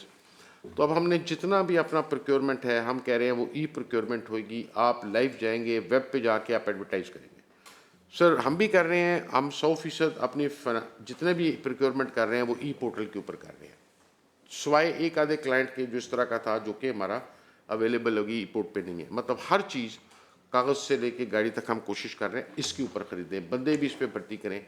और हम इसके सर और फ़ायदे तो जो होने हैं 20 to 30% हमारा वैसे हमें लगता है कि जो हमारे यूजुअल रूटीन के खर्चे थे उसमें कमी हो रही है, जो बिड्स कम आ रही हैं। क्योंकि पहले जो कोटेशन है वो हर बंदे तक पहुंचती नहीं थी, कुछ लोग इंक्लूड करके अप्लाई करते थे। तो ये हमारा नाफिज हो गया। SNGAD में प्रोक्योरमेंट पूरे तौर पे इससे चल रही है। हमने कुछ अपनी पोजीशंस को भी HR की को प्रोक्योर किया है, इसी के ज़रिए किया है सर अपने प्रोक्योरमेंट। सर फिर आगे आप और करेंगे इस पे, मैं डिस्कस करना चाहता था सर। आप फिर राय दें सर। और दोस्त भी इससे कंसर्न होंगे। रवाज चल पड़ा है ई-टेंडरिंग में सर, लोएस्ट बिड का, और वो सपोज एक आप कास्ट एक चीज़ की 10 रुपये करते हैं, मैं उसके 5 रुपये भर देता हूँ। 5 रुपये में उसने बनना को नहीं होता, और ना वो क्वालिटी हो सकती है, उसने भी बच्चों का रिस्क कमाना है। और इस हिसाब से एक इतना बड़ा इशू है, और मैं समझता हूँ हम जानबूझ के अगलों को वो कर रहे हैं। कोई इसमें there should be a limit, और उसमें फिर नहीं तो ठीक है, जिसने लोएस्ट डालने हैं वो डाल के कुरानदाजी हो जाए। लेकिन एक चीज़ पता है 10 रुपये की बनती है, हम उसे 5 रुपये में दे देते हैं, और वो कहता हूँ जो पेपरा के लॉज हैं उनमें 3 बड़ी अमेंडमेंट्स की ज़रूरत है, जिनमें से एक ये है कि जब आप हाईएस्ट बिड मांगते हैं तो आप लोएस्ट से नीचे वाले को भी ना दें।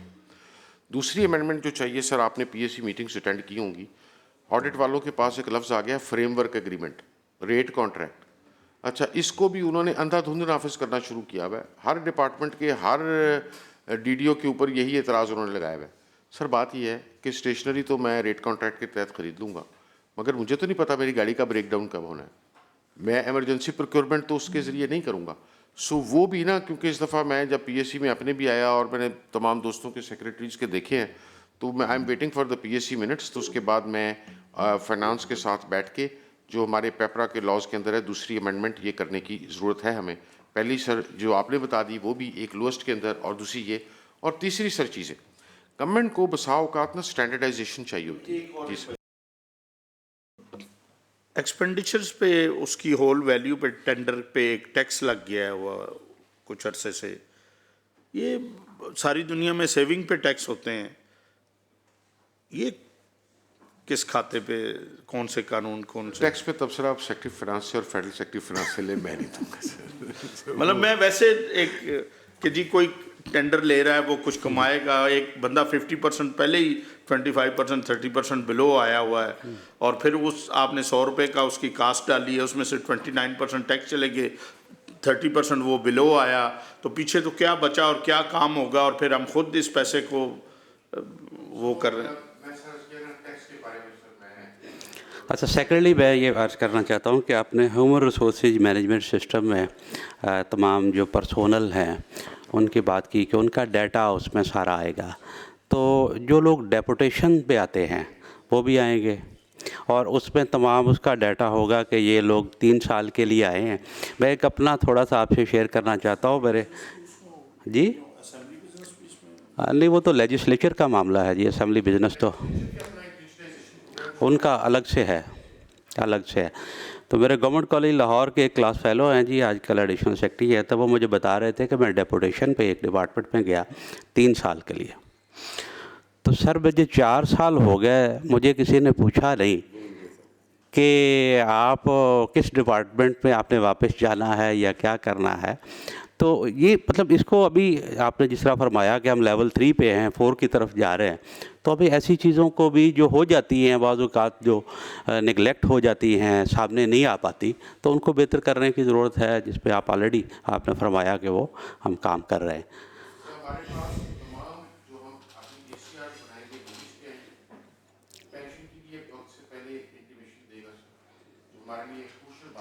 सारे का सारा ये काम करेगा। इसका ये है कि इसका मॉड्यूल कुछ जगहों पे चल पड़ा है, एडमिन में और सर्विसेज विंग में चल पड़ा है, पर्सनल विंग में अभी ये पूरा ऑपरेशनल नहीं है, उसको 1-1.5 माह लगेगा, उनका थोड़ा सा साइज़ बड़ा था। इसमें ये आहिस्ता आहिस्ता करके पेंशन का feature sir school education department ने कर लिया है, उनके साथ एजी के साथ हमारा उनके साथ चल रहा है, वो अब सब ने फॉलो करना है, तो उसकी तरफ हम जा रहे हैं। और ये डेपुटेशन के ऊपर लंबी चौड़ी सर, क्योंकि मैं सर हर हफ्ते में 1-8 दफ़ा मीटिंग इन चीज़ों की ज़रूर लेता हूँ, तो पेंशन की वो जो है डेपुटेशन का मामला चल रहा है सर, और उसमें चाहे कोई डेपुटेशन पे आए या टेक्निकल कोटा पे आए, वो ब्रांड होगा सर। तो ये सर उसके बाद प्रोक्योरमेंट पे सर आखिरी चीज़ जो मैं कहने लगा था, तीसरा पॉइंट, कि जो स्टैंडर्डाइजेशन है बाज़ औक़ात गवर्नमेंट को किसी और तरह की चाहिए होती है, तो ये 2-3 चीज़ें जो हैं सर ये पेपरा के अंदर ठीक होने वाली हैं, मगर इसको हाथ इसलिए नहीं लगाया कि हमने जो लास्ट मीटिंग की थी उसके अंदर हमने डायरेक्शंस ली थी पीएससी से, उनको इनकॉर्पोरेट करेंगे और सेक्रेटरी फाइनेंस के पास जाएंगे, इसका हम नया पेपरा के अंदर कुछ अमेंडमेंट्स, इसको इनेबलिंग क्लॉजेस, क्योंकि पेपरा का बसाव का गवर्नमेंट को फ़ायदा की बजाय नुकसान हो रहा है, वो ज़्यादा ही कोई वेंडर फ्रेंडली हो जाती है। अगली स्लाइड निकालिएगा सर। ये सर अब हमारा जो इश्यूज़ हैं ना, इसके जो फ्यूचर इंडेवर्स, एक तो सर HRIMS के साथ हमने इंटीग्रेट करना है, AG ऑफिस के साथ हमारी पेंशन की digital transformation school education department की होगी, या 1-2 और डिपार्टमेंट्स की होगी, हमारी अभी पेंडिंग है, मगर हम ये कर रहे हैं। एक sir automation of promotion boards, वो हमने कर दिया है, हम अपने जो प्रमोशन बोर्ड हैं सर उसके ऊपर जो लंबे लंबे कागज़ आते थे, अब वो भी हमारा सारा कुछ इस पे आ रहा है। रिसीट एंड डिस्पैच के अंदर सर अब PRs जो हैं सर, ये हम मिड जनवरी से जो हमारी ACRs है उसके अंदर चली जाएंगी, सिवाय फेडरल ऑफिसर्स के, उनका अभी चूँकि फेडरल गवर्नमेंट का सिस्टम है वो जाना है उन्होंने फाइनली। सर जो रिसीट एंड डिस्पैच है उसमें सर सपोज मेरी प्रमोशन ड्यू सर और वो आपकी मीटिंग नहीं बैठ रही, मेरी रिटायरमेंट भी करीब है और वो बोर्ड नहीं हुआ, मैं प्रमोट नहीं हुआ, राइट मेरा बनता था, ये भी कोई इसमें सर बहुत सारी जो चीज़ें हैं वो कानून डिटरमिन कर सकता है स्वयं मोरालिटी के, कुछ चीज़ें तो मॉरल्स के डोमेन में और ड्यूटीफुलनेस की डोमेन में रहती हैं। हम सर ये इंश्योर करवा सकते हैं कि मेरे और चीफ सेक्रेटरी के पास जैसे ही कोई आता है वर्किंग पेपर हम उसको निकालते हैं सर। मैं तो कोशिश करता हूँ हर महीने में 1 दफ़ा मीटिंग करूँ, CS भी करते हैं। अब सर मैं इसमें आपकी बात बिल्कुल दुरुस्त है कि वो राइट जब प्रमोशन का अक्रू हो जाता है तो सेक्रेटरी को ही कोई जिम्मेदारी का सबूत देना पड़ेगा। ये वो चीज़ है जो शायद कानून से उसका तयन नहीं होगा, जो डिले हो जाता है सबमिशन के अंदर।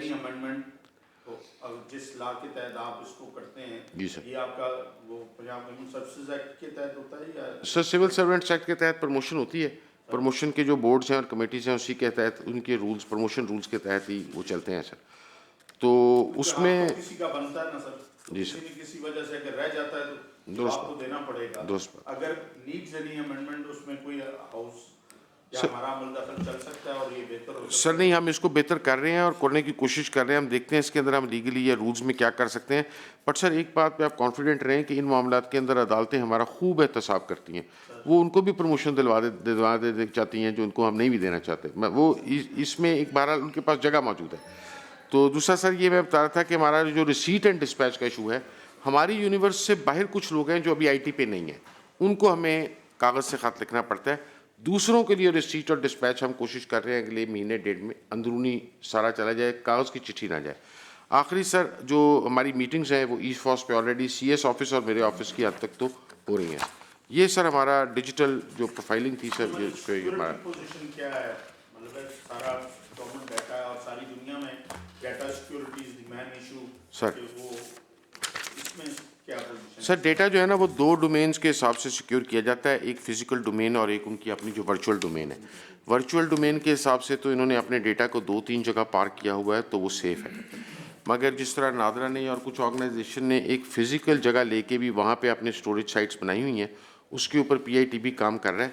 कल ही चेयरमैन PITB से मेरे सिलसिले में बात हुई है, तो वो सर जब कोई फाइनल प्रपोजल लाएंगे, बट वो भी हम जल्द से जल्द करवाना चाहते हैं। बहुत एज सच डेटा इनसिक्योर नहीं है, बिकॉज जो इसका वर्चुअल डेटा है वो हमारे पास 3-4 मुख्तलिफ साइट्स के ऊपर अवेलेबल है।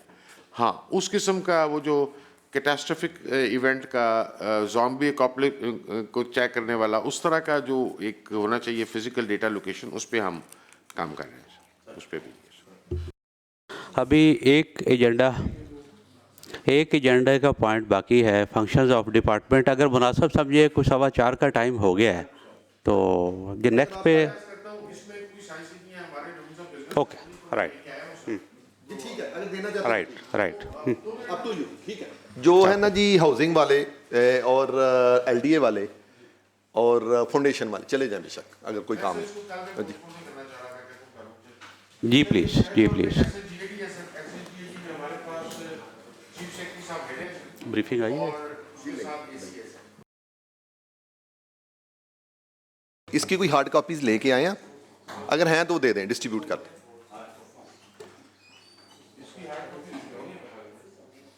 सॉफ्ट कॉपी तो भेजी थी, कोई नहीं, सॉफ्ट कॉपी भेजी थी, लेकिन ओके दैट्स फाइन। चले जी, ओके ओके आप हाँ प्लीज जी राइट।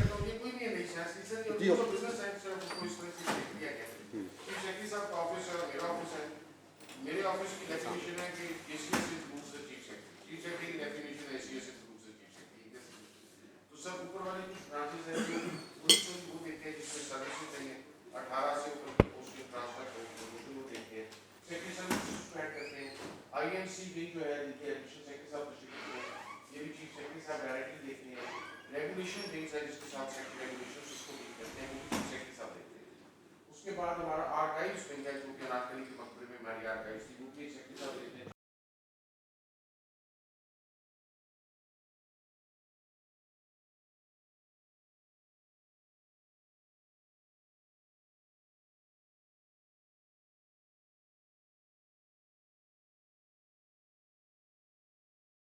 पेपरा वो सारे हमारे साथ अलाइंड है।